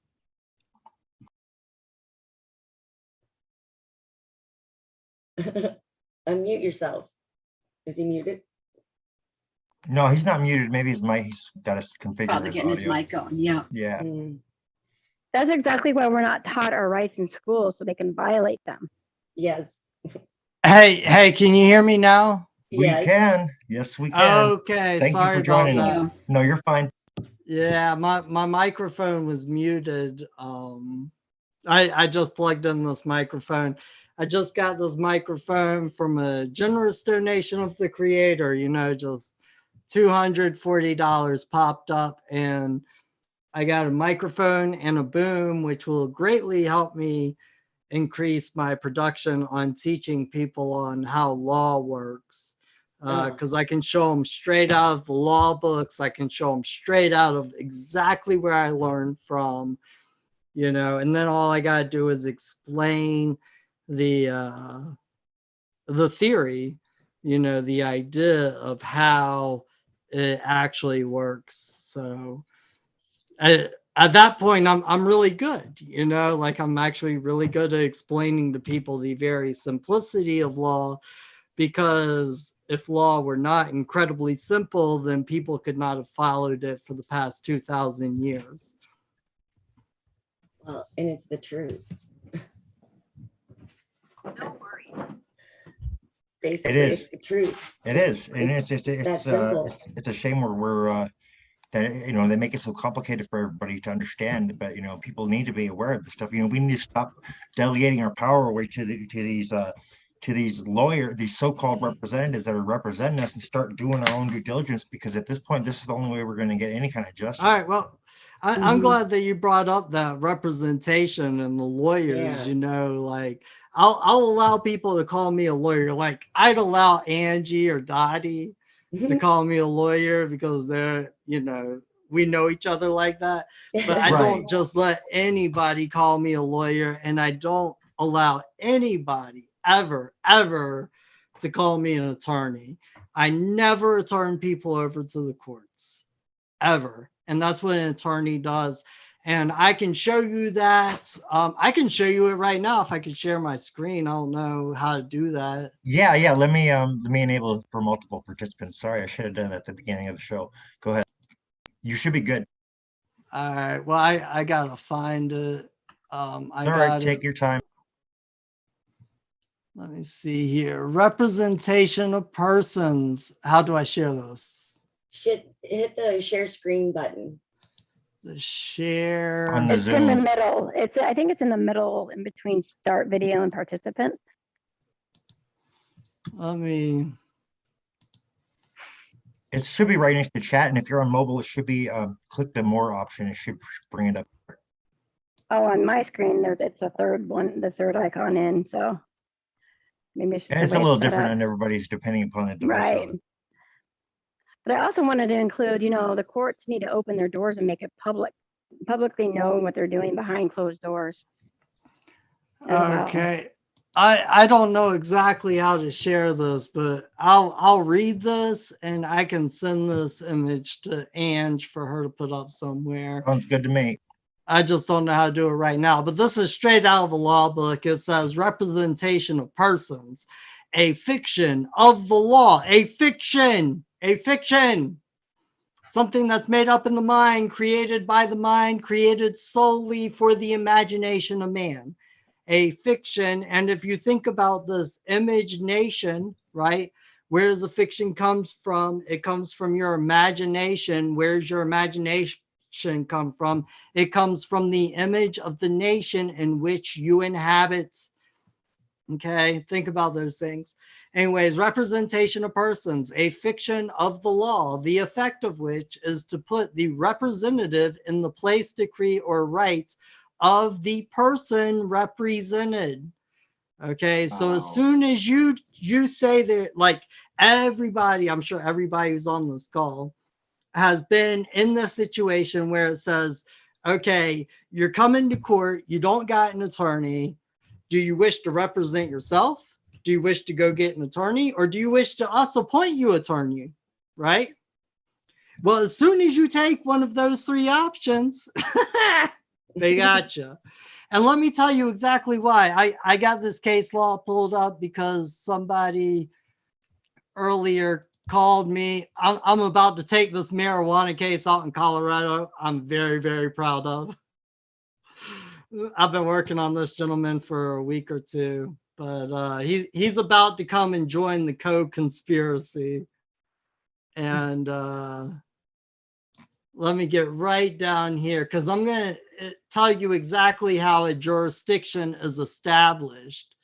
So everybody, you might want to start taking some notes, you know, get your pen, get your recording device ready, because I'm about to give some secrets that you're only going to have to pay for after this episode is aired.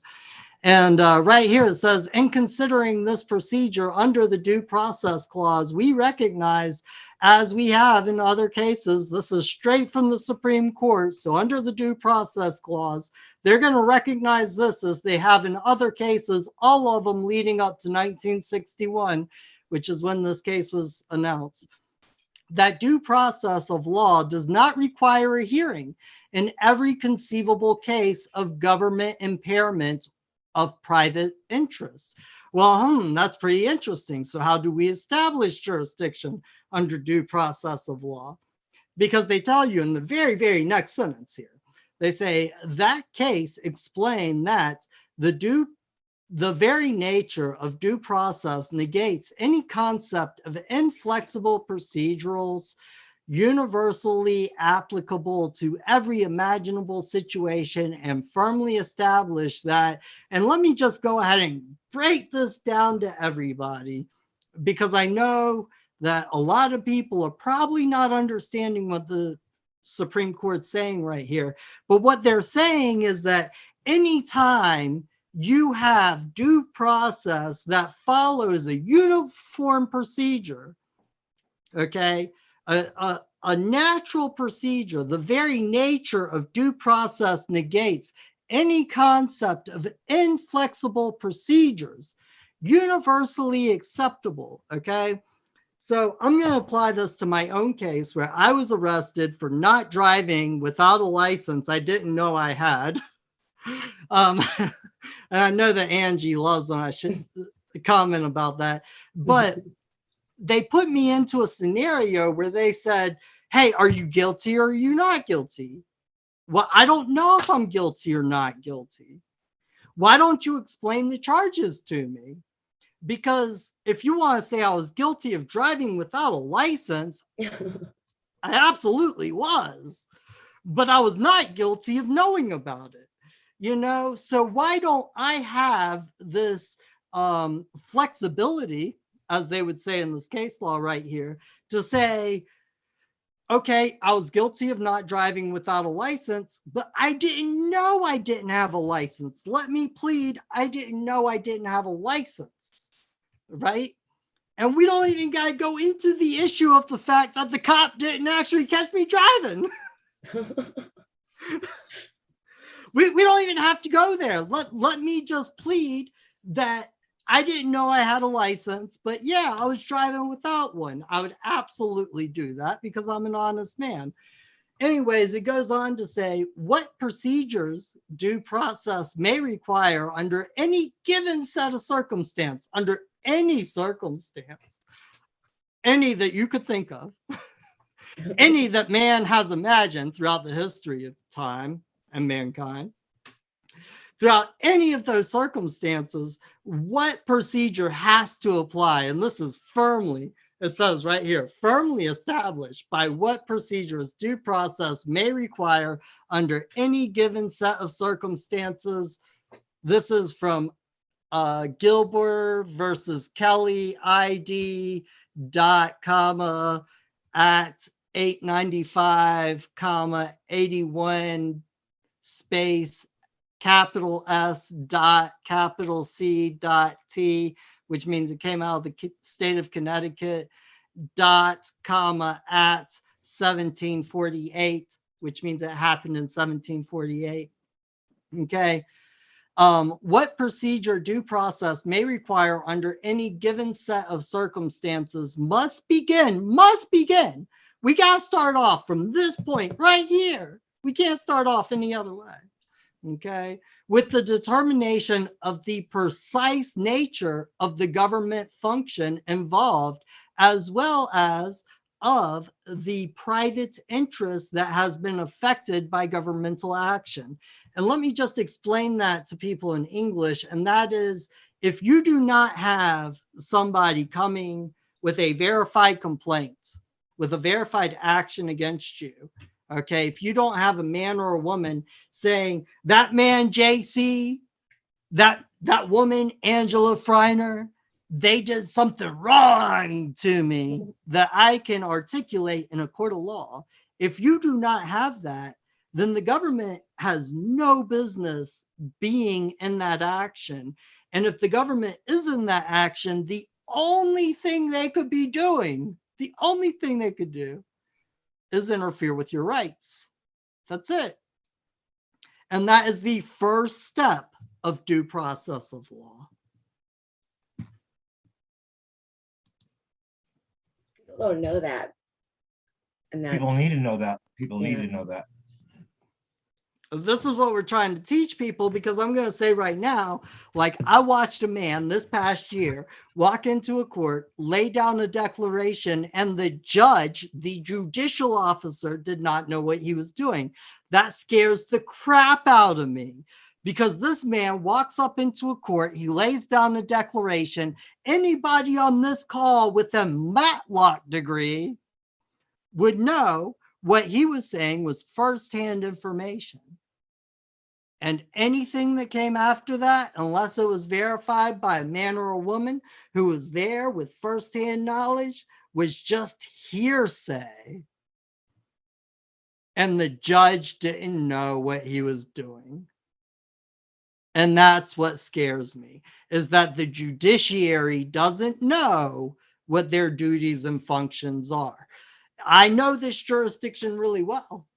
So I know that somebody had to take this man to the side, because I heard a couple of hearings after this, but I know that somebody had to take this man aside and say, here's what's going on in law.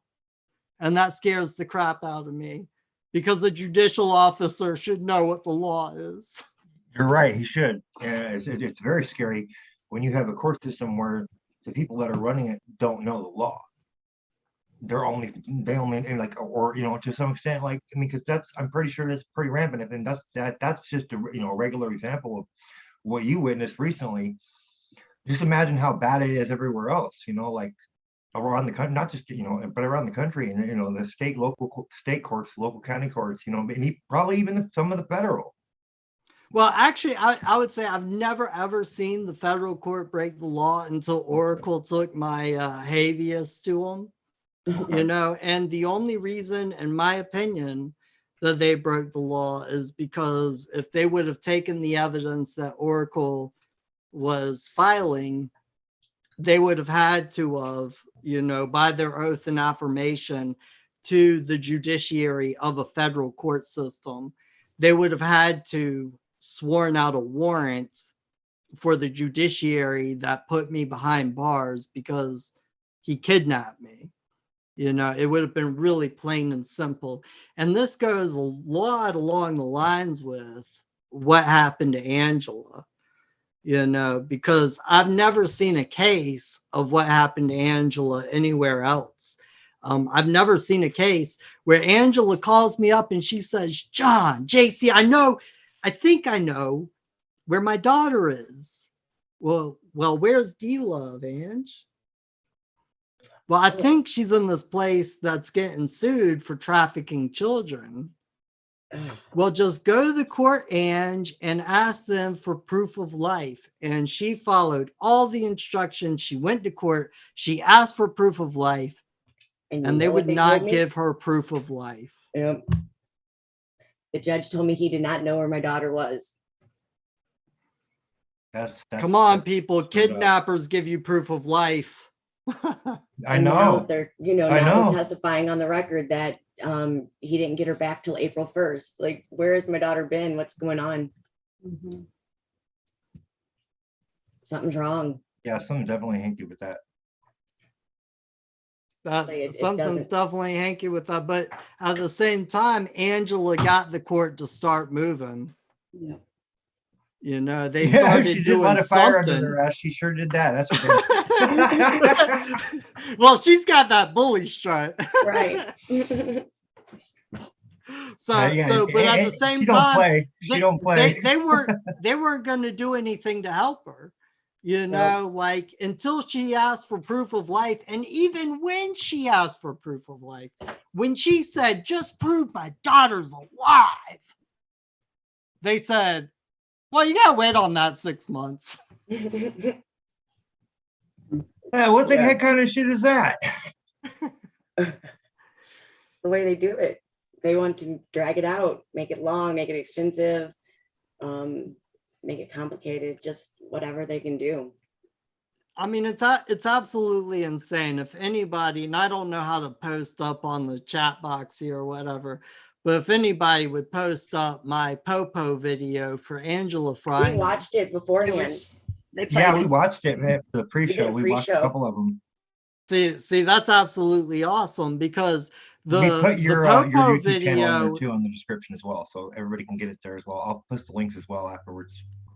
I appreciate that a lot, man. You know, because YouTube keeps saying my numbers are going down. And I don't know how that's happening.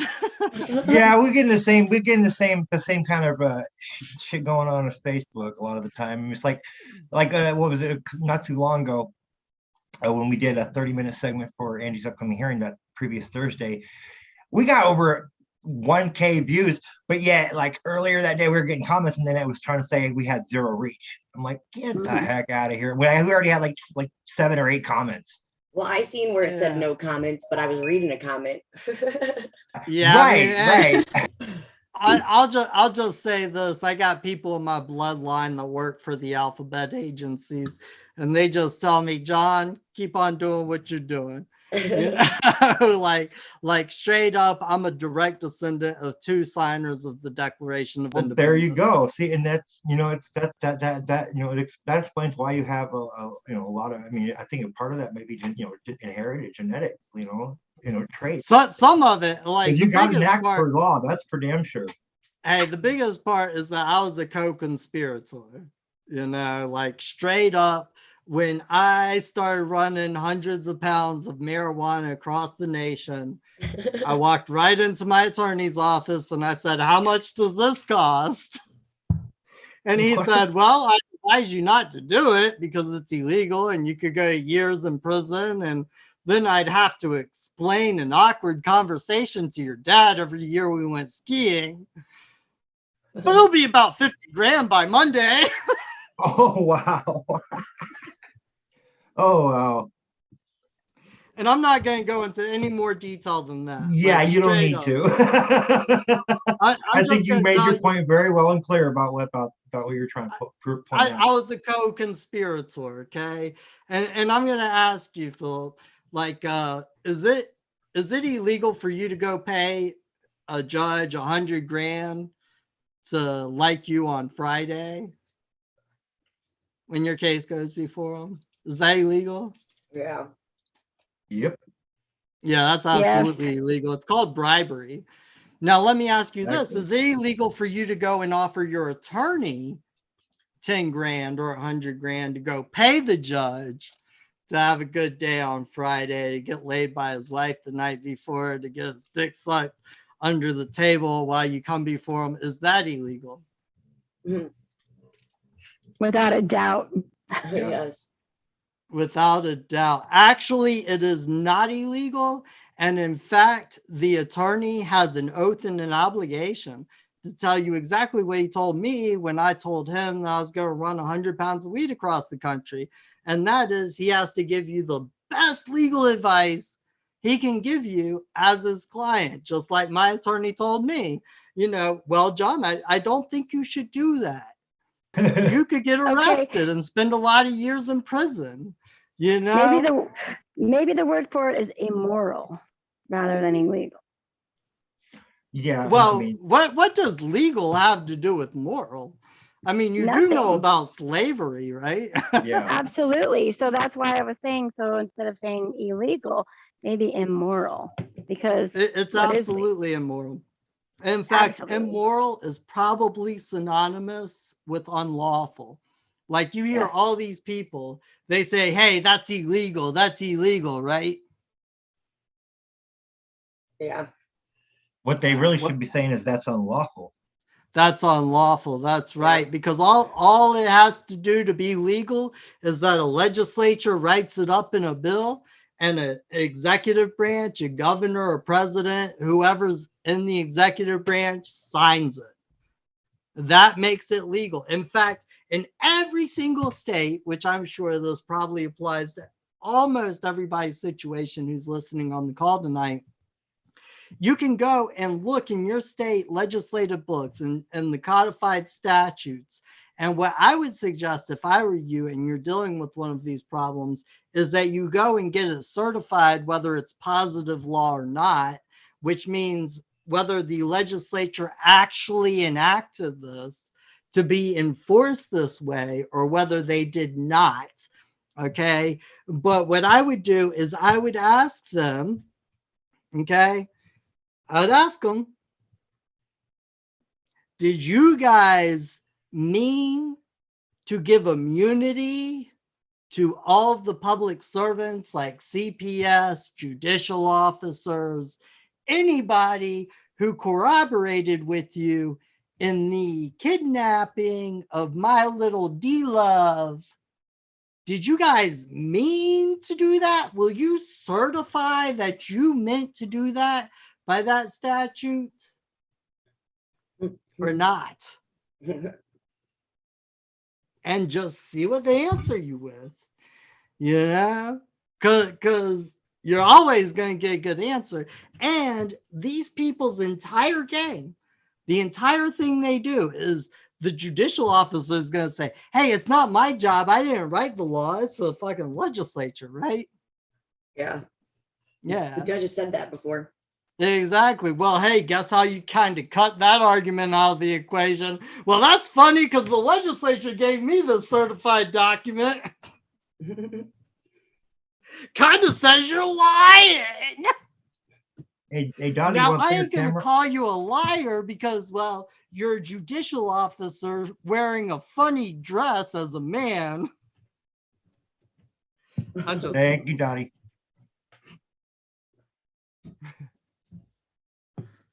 Did you talk? Were you saying a man that wears a dress? Yeah, the judicial officer. They go in, they wear a dress, right? They put on They a black do, don't robe, they? the black robe of Yeah. Saturn. You know? We call them here. We call them Indiana. Here in Indiana, we call them clowns in gowns. Clowns in gowns. I like that. I might steal that one. Well, no problem. Well, clowns in black clowns in black gowns to be precise.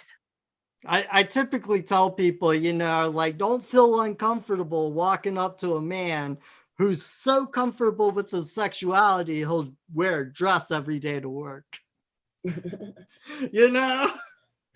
I mean, come on, you got to have a certain amount of balls to do that shit. Right. I'm sorry, I don't know how like family appropriate this show is supposed to be. So if I'm going over the line, just let me know. Oh, no, you're fine. We're well within the standards of having class, I believe. I don't think there are any. Okay, well, maybe I should rephrase So, that. JC, after tonight, how are people going to be able to learn from you? How will they be able to get some of the knowledge you have? Well, after tonight, you're probably only going to find it like through Ange. And Ange is what's up. She's one of my disciples right there. and then you got to go to JC, like Just Conspiracy. It's Just Conspiracy. They're kicking us off of TalkShoe. We tried opening up TalkShoe. We couldn't do anything there. I was actually thinking about moving my calls to Zoom. So I'll probably be talking to Ange's IT guy about that soon, now that I got a microphone and some stuff. So and you can always hit me up anytime, JC, if you need any technical help. I'm there for you, brother.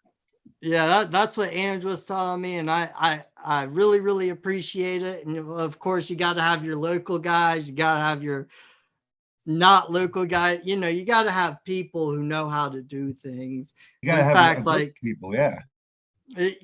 Has anybody here heard of Carl Lentz? I have not. I sounds vaguely familiar, but I can't put my finger on it, possibly. So Carl Lentz is like a guru who kind of talks about the stuff that I talk about. And I had faith in him, right? And he obviously went above and beyond what he knew, but I had faith in him. So I went up to his farm up in Virginia.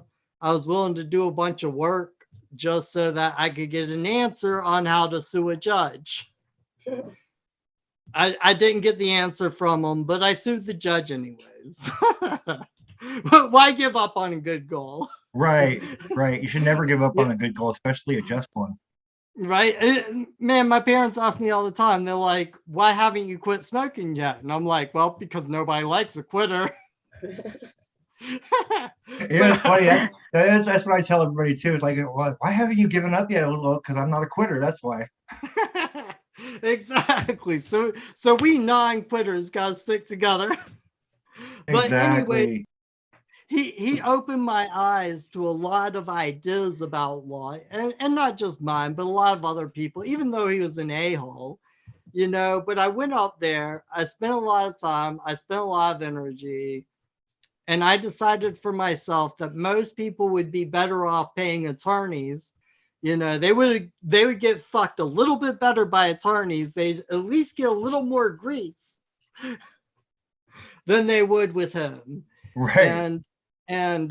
So, you know, I learned law through a law library. I learned law because I used to run an organization running tons of marijuana across the country.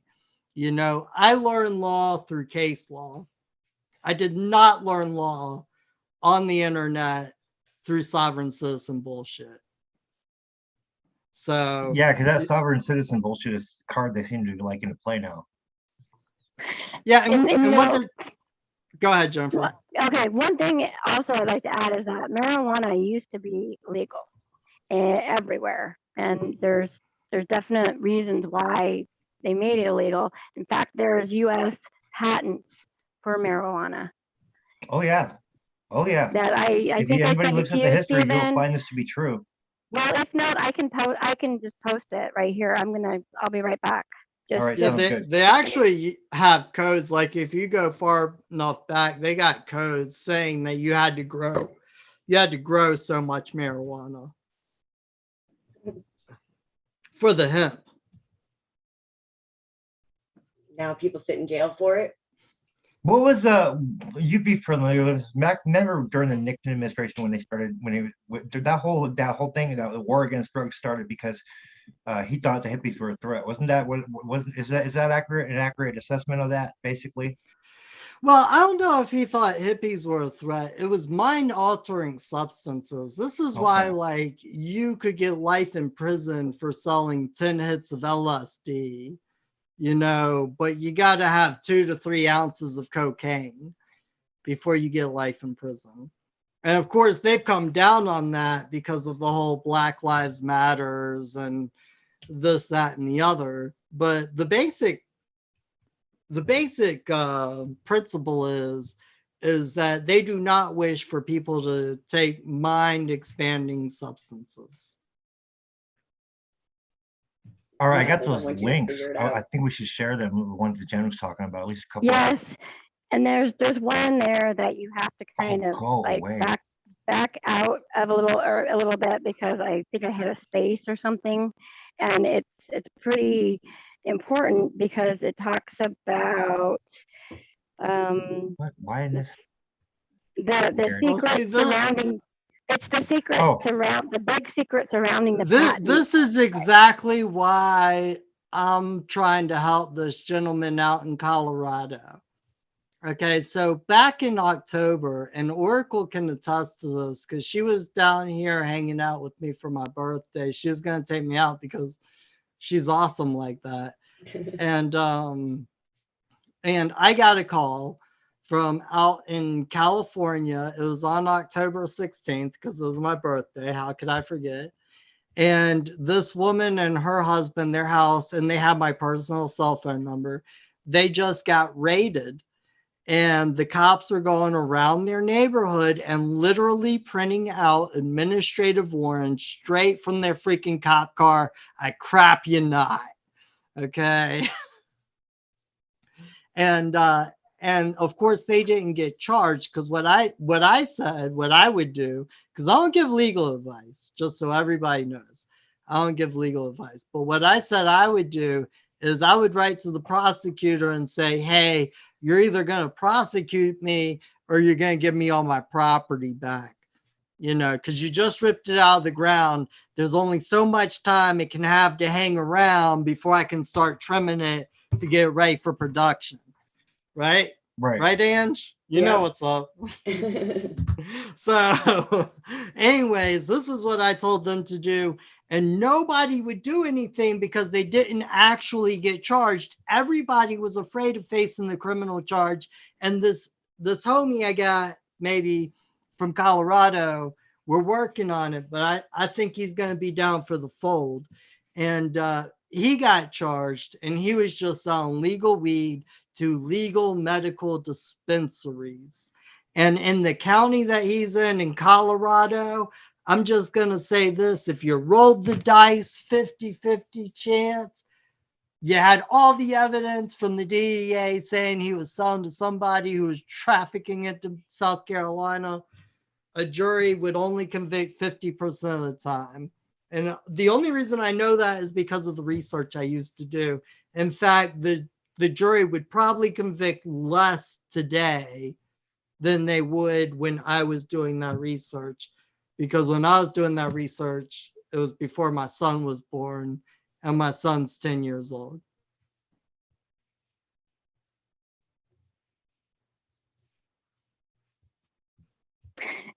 Doesn't look like it's letting us access this one article, Jen. Hold on. What is it doing?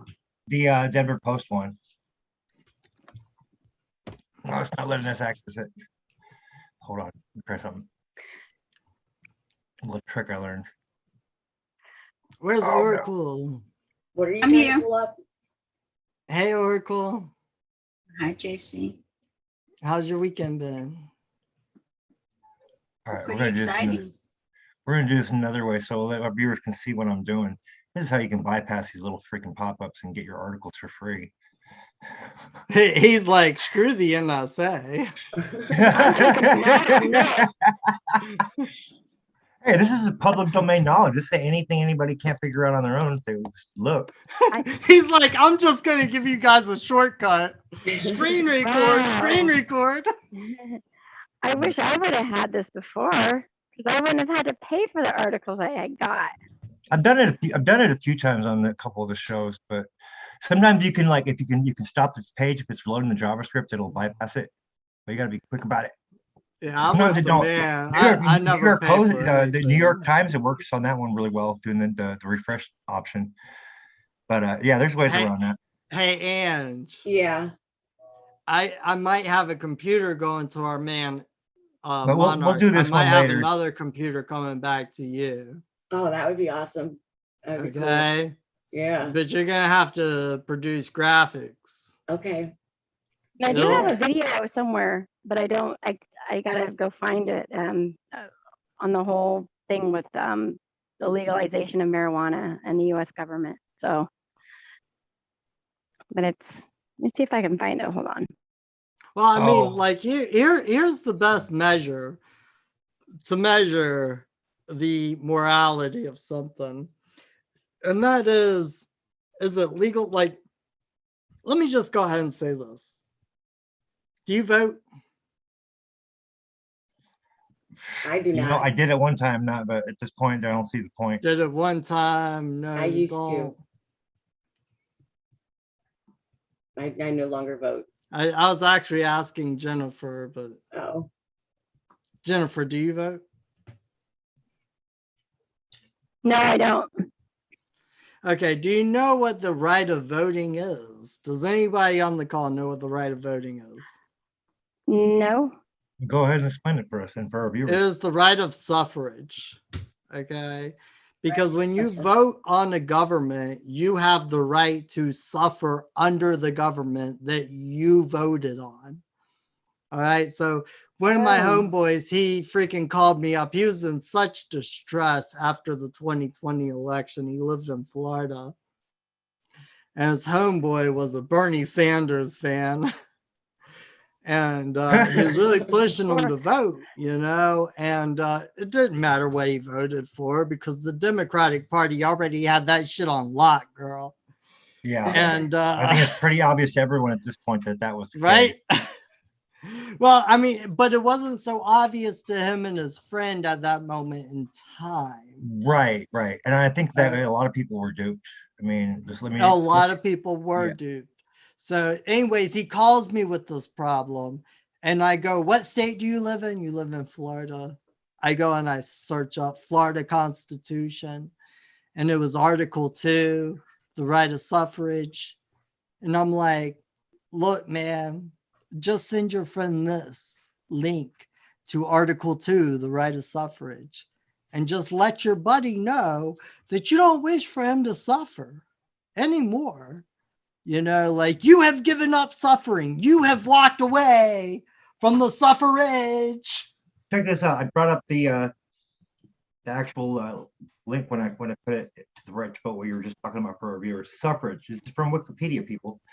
Okay, suffrage, political franchise, or simply franchise, is the right to vote in public political election. Although the term is sometimes used for any right to vote in some languages and occasionally in English, the right to vote is called active suffrage, as distinct from passive suffrage, which is the right to stand for election. The combination of active and passive suffrage is sometimes called full suffrage. And this is exactly where they get their consent of the governed from. Okay, like what he was just talking about, and with the last election, and what everybody saw with Donald Trump and Joe Biden. You know. Oh, you mean Brandon? Yeah. Let's go, Brandon. Let's go. Let's go, Brandon. Joe Biden. Anyways, my bad. He's hiding now. That's for damn sure. Man, I could get kicked out of my house. I live in a democratic house, and I love my parents. Like, hey, without them, you guys couldn't hear me. So, you know, like, right. People from both sides of the aisle, they're fed up. They are. And it's not just one side or the other. There's both sides, because people see now what the heck's going on, and that our whole system has been hijacked, and people are fed up. You're right. Absolutely right. And it doesn't matter what political side of the political spectrum we fall on. We as citizens have all suffered at the hands of these tyrants, and it's time that it stops now. Hey, I talk to my parents all the time about how to get Republican voters to go Democrat. Because right now, Oracle and I are in a position to put a person who will probably not be elected as the Democrat or the Republican primary. Is it a Republican primary, Oracle? Yes. So we're trying to help somebody who probably will not succeed in the Republican primary to be elected to office. And in fact, I got a very, very large hope for this, because we can grab the Democratic vote. You know, but it all depends on, it's all willing and dealing. I used to sell votes by the thousands on the street. You know, it gives me a very different perspective. The streets I come from are much more conservative. And I was actually working for Obama. Oh, wow. I know. Ain't that the kicker there, right? Dude, I believed in the hope and change. I was I did too. I did too. I bought into all that shit too. And then, like, they just looking at their actions, what they actually did. It's like, what the heck? Oh, dude, I didn't fall for it a second time. I wasn't one of these George Bush motherfuckers. Fool me once, shame on you. Fool me twice, shame on you. I was like, fool me once, shame on you. Fool me twice, it ain't gonna happen. Right. How many different Bushes were there anyway? I mean, it was just like they wouldn't stop. Two. Yeah, you had Bush Senior, you had Bush Junior. Bush Senior was put into place by his father. Okay. Yeah, he was daddy's boy. Yeah, it was just like Bush Jr. And it was very much like a Rothschild's backdoor behind the scenes, except that his father came in about 100 years earlier and helped some people out with the tire industry. Okay, that's how they got into oil. And one of my girlfriends, her boyfriend, after we broke up, got in this dissertation with me to where I had to, like, argue my points out in an argument. He didn't think, because when I sold all of this weed, I did it in college, because nobody could imagine how much weed you could sell in an American college. But anyways, That's how much weed I sold. So I created a whole dissertation, like a college level performance essay subject matter on the Bush family. Okay. And Bush Sr.'s dad married into a Rothschild family, and they got all of their money from the entire oil industry. And boom, Bush's dad gets into presidency from the CIA and the secrets he kept with the JFK assassination. This is all hypothetical at this point. Skull and Bones? Do what? I said Skull and Bones. What about Skull and Bones? Is that what you're talking about? The secret society? Well, I know what you're talking about. I've heard that the same thing, that they were members of Skull and Bones, and that plays partly into that. That's just one being of the part of that secret 1% societies. club, so to speak. Yeah. No, I mean, I'm not gonna argue it. I will actually, in fact, tell you that they were Skull and Bones. Okay. And in fact, like, you can go back. I even have saved on some of my hard drives around here. You can't find it on YouTube anymore. But where CBS went and investigated Skull and Bones, 322, okay, March 22nd. But that's the order of Skull and Bones. Is I think I remember that video. Yeah. Well, and so wasn't that the one that Alex Jones went undercover as well, and he went into there, and he was the only one that no, Alex Jones went undercover out to the Bohemian Grove. Yeah, Bohemian Grove. Yeah. Okay, but I think that was connected to Skull and Bones. I'm not sure. The Bohemian Grove is connected to Skull and Bones. It's very loose. It's very conspiratorial. I don't go there because I don't wish to be looked at as a nuthead. I mean, I don't know. I just wanted to touch the surface of it. We can move on. Hey, I don't care. You know, like I personally do not care. On this show, where I can be free and I don't have to be family sensitive and all of that other bullshit, I don't give a fuck. Okay, no, you don't have to. We're all about free speech and non-censorship in all forms. Well, I'm just saying, on my show, I would appreciate if everybody, you know, left out fuck and shit and all that other goddamn stuff. Well, of course, you know, it's on a case-by-case basis, of course. Exactly. Case by case. But anyways, while we're here, we're being really free with it. Look, yeah, I mean, you know, you go up to Bohemian Grove and they're all paid to keep their mouth shut. In fact, they're all paid so well, they will tell you straight up. I couldn't believe when I saw the documentaries. They'll tell you straight up, they'll be like, I'm paid to tell you nothing. Oh, wow. I was like, God damn. You just said it all right there, because I'm going to give you a little secret right here. Do you know when an attorney's lying? How? Philip, you know when an attorney's lying? How? When is an attorney lying? Their lips are moving. Do you know when? Oh, yeah. When the, lawyer, liar. Yeah. Exactly. you want to know the other way you know an attorney's lying? What's the other way? Their lips aren't moving. It's sin of omission and the sin of admission. Yep. Okay? It's the I'm telling you by telling you, and I'm telling you by not telling you. Yep. So that means that they're lying all the time then. Yeah, and? That's right. No. Just saying, I mean, it's they're lying if their lips aren't moving, and they're lying when their lips are moving, then they lie all the time when they go into court. Yeah, take a hint. And then they become the judges. Pick a number. They do.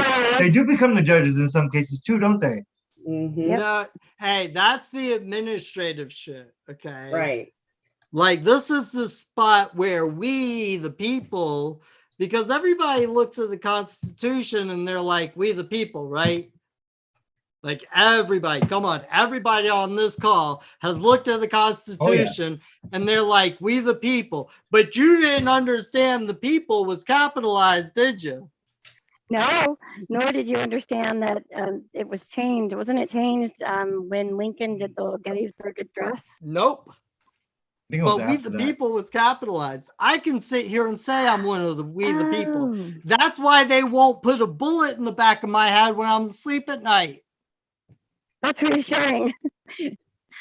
Okay. That and Right. the guy who might happen to creep up the stairs to put the bullet in the back of my head, he knows I could be Froggy. Because I'm Froggy. Okay, but I'm telling you right now, when they say we the people, go and look at the word people, it's capitalized. They meant my posterity. They did not mean yours. Oh, okay? wow. I did not know that. Yes, they were speaking of a specific people. And the people that they were specifically talking about were the people of the United States. And the people of the United States that they were specifically talking about at that point in time consisted of the people in Congress, the people that signed the Constitution, because the United States is just a figment of your fucking imagination. A corporation. A corporation's just a figment of your imagination. Yeah, we we Okay. could easily take Right. it back and rebuild something new. We don't need to. We just got to start participating in these freaking damn systems, giving our Take it consent back. away and giving our power away. And in fact, when I open up Save the Slave with Angela Freiner, we're creating a private society. Okay, we're doing the same thing that they were doing with the Declaration of Independence. We're just doing it differently because, well, today we got the internet and they didn't have the internet back then. Exactly. That's tool, the powerful tool that we had that they did. So, but the main fact is when you get back to English, Jennifer, is that even when they said we the people, they were speaking of a specific people, and it was the people who were signing the contract that they were getting into as the States United. Okay, let me like reverse this because it's really difficult for people to understand when you say United States, right? Because everybody understands United States, and they understand United States as united being capitalized. And united cannot be capitalized because it's a descriptive word. So the only way that unite could be capitalized is if it's a proper noun. Okay. And this is why I like to say the States United, is because the states are a proper noun. They're capitalized as a proper noun, and then they're united as a descriptive word. Does that make sense? Yes, it makes sense now. Now, okay. Well, yeah. Well, and I would just wish to say, like, if any of the shit spewing out of my mouth does not make sense, somebody please tell me. No, it because makes I perfect will sense. explain it. And as far as the language and then the how it ties into the actual meaning, no, it makes perfect sense. And the Well, courts I'm don't just- know That's this. the kind of subtle tricks that are used a lot of the time. I'm just saying, like, if it doesn't make sense, most people don't have the backbone to raise their hand and say, hey, I didn't understand that. No, it made perfect sense to us. Yeah, well, I mean, I'm just saying that if it doesn't make sense, I really wish for people to say it doesn't make sense, because I will explain it differently.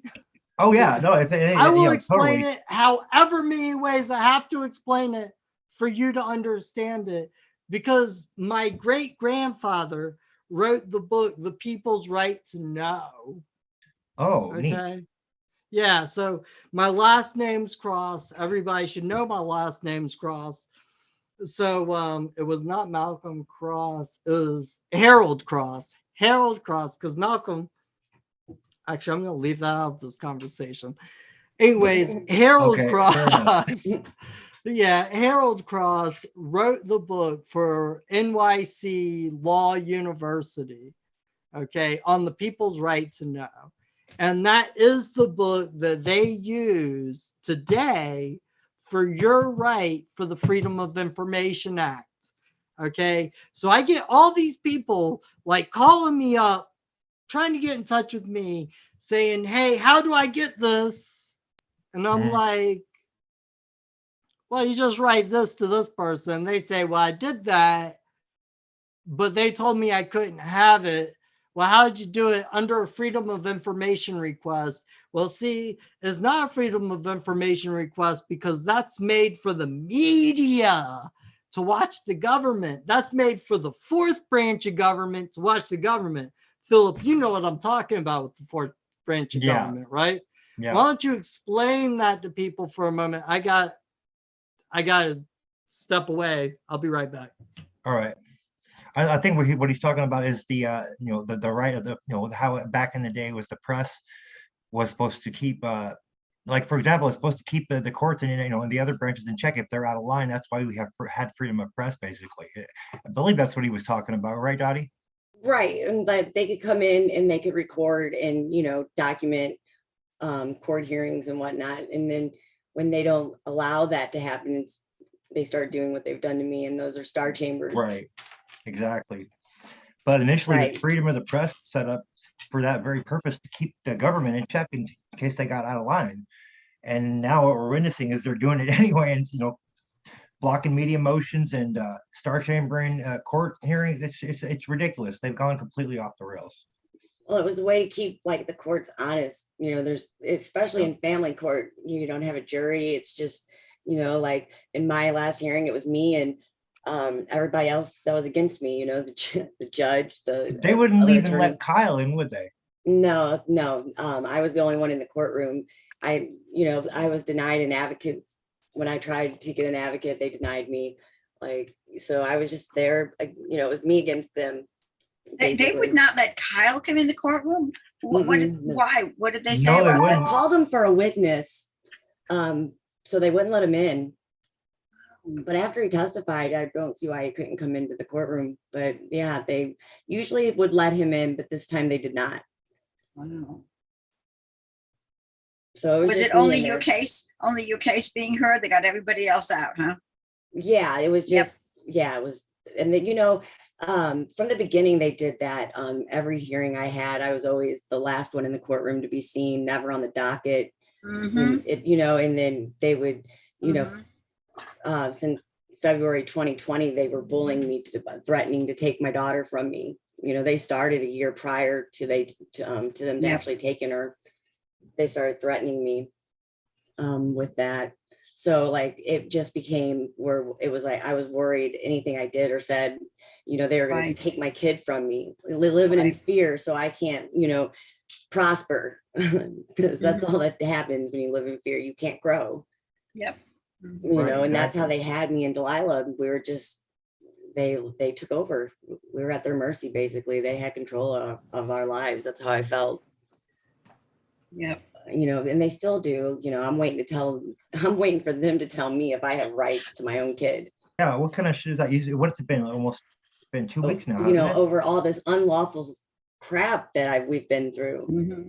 And they're, sorry, I just jumped in the middle of the situation, but I'm gonna say it like this, dude, with that video I made about Angela Freiner, the Popo video, back in the old day, it would have been settled right then. It would have been, you don't have an executable order to take this girl from our neighbor. Right. I hope you got a good God. Right. You're about to meet him pretty fucking quick. Yeah, well, they used to stick up and protect their own. I don't know, somehow we've given the permission to the government to do it. No, I mean, hey, it's this simple. It's okay. No, I haven't seen. I would think when I was a kid, I would want my parents to not let anybody take me. Hey, I haven't seen the executable order that Angela Freiner doesn't have. Yeah. Okay. But if I had an imagination, I could imagine that it didn't have a clerk's signature on it. It did not, Which and is, I can testify to that because I've seen the order. thank you, Philip. Thank you for seeing the order. I think we've all seen the order that's on the call right now. Oh yeah. I'm just saying that that's one element that if an executive officer would have been going out to serve that warrant or that order with, if they didn't see that element on the document itself, they wouldn't have gone out and served it or tried to serve it or tried to issue it. And the reason they wouldn't have done that is because they would have gotten shot in the fucking face. Yep, there's an unlawful order. It was never. Nah, I mean, I got something I tell to the people around here. Like in my neck of the woods, if I go and drop my kid off at school, they ask me, hey, where's his freaking, what's that shit they ask for? Vaccine. Where's his vaccine status? You know what I tell them? I'll go get it as soon as you give me a warrant. The moment you give me a warrant to look into my son, my private sunshine, my private light of my world situation, as soon as you give me that warrant, I will be happy to run down and get that warrant or get that information for you. Until you give me that warrant, well, I live in South Carolina and we all carry a gun. Look, down here, I'm going to be real frank with it. Like, I'll have a concealed carry permit. Okay. I don't have the government licensing me to tell me I got the right to protect myself. Right. Down here, we got a saying. We have an open carry law here. You can carry your shit on you as long as it's not concealed. And you're we don't have an open carry law here. But what we do have is we have a society full of people that says, and this is a common saying, you could go up and ask about anybody, okay? And that is, it's better to be judged by 12 than carried by 6. Fuck you. And your warrant and the fucking piece of paper you got to come get my child. If you come to get my little joy of sunshine, I hope that paper's bulletproof. Right. It better damn well better be bulletproof. Hey, even if it's bulletproof, I got the green tips to go through that motherfucker, all right? There you go. I'll solve that problem, but I hope it's bulletproof at first. But people don't do that. They give their kids over to them. Hey, all I'm saying is anybody worth shooting once is worth shooting twice. Yeah, it's just get an amen. Oh yeah, amen on that for sure. Amen, brother. That's what Buddha said. Anybody worth shooting once is worth shooting twice. I think it's sad how people have just delegated their power away over to a perceived higher authority, because it's just like this higher authority supposedly does not looking out for people's best interest, and people have been tricked, and they've been conditioned to believe that how many people get their kids taken with an unlawful order? It probably happens a ton. Like, they just didn't get my kid because I just wasn't handing her over. Otherwise, they would have took her, and it would have been unlawful. They shouldn't have taken her.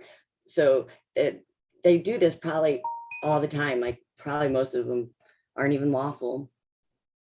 No, yeah, I would not be surprised at all. I mean, like I mean, with your case for sure, we saw that it was not signed, clear as day. Right, and I still don't have my daughter because of this unlawful order that I proved in court, and they still haven't done anything. Yeah, they just ignored everything. This is why everybody should be scared. Like, rich people are talking about 2030, you'll learn nothing and be happy. This goes right into it. Yeah. This is the way that they're doing it through these systems right now, people. That's what they're trying to do, so that they can, they're seizing people's lands, they're taking people's property, they're taking people's kids. This is one of the ways that they're And going to keep try and transition following to Just that. Conspiracy. We are documenting it every single step of the way because I used to be a co-conspirator.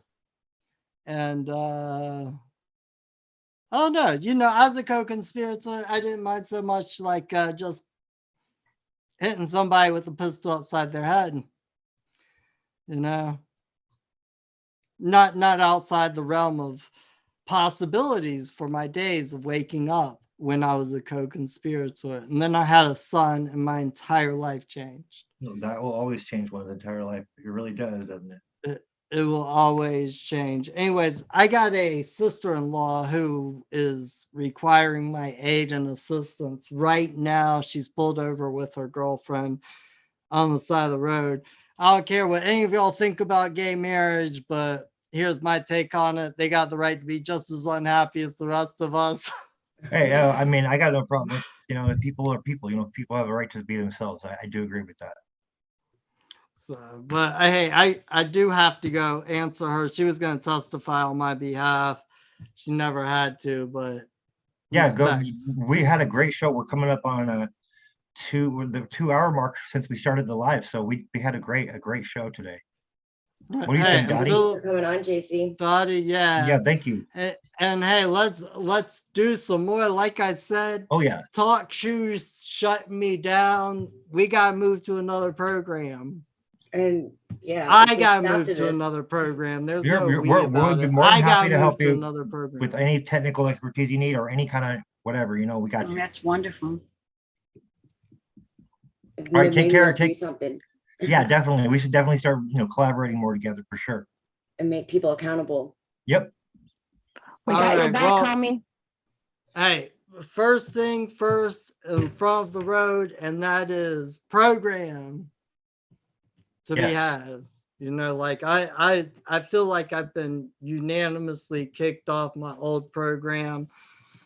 Whatever. I saw it coming. So, but you know, I gotta go somewhere. You gotta move forward, man. You can't let those kind of things get you down. You don't let nothing get you down, brother. Nope. No. Can't afford to. Too much is at stake. Way too much is at stake. Hey, thank you for inviting me on. I'm sorry I forgot until Oracle, like I tried calling Oracle. And by the grace of God, she was like, hey, that's Oracle. Ange had a show for you. So that's how she was. I was like, thank God for you, because I cannot find JC. Hey, sometimes I just be ghost like that. I know. Well, I know I've had to do that a few times just to gather my thoughts. Thank you, Angie.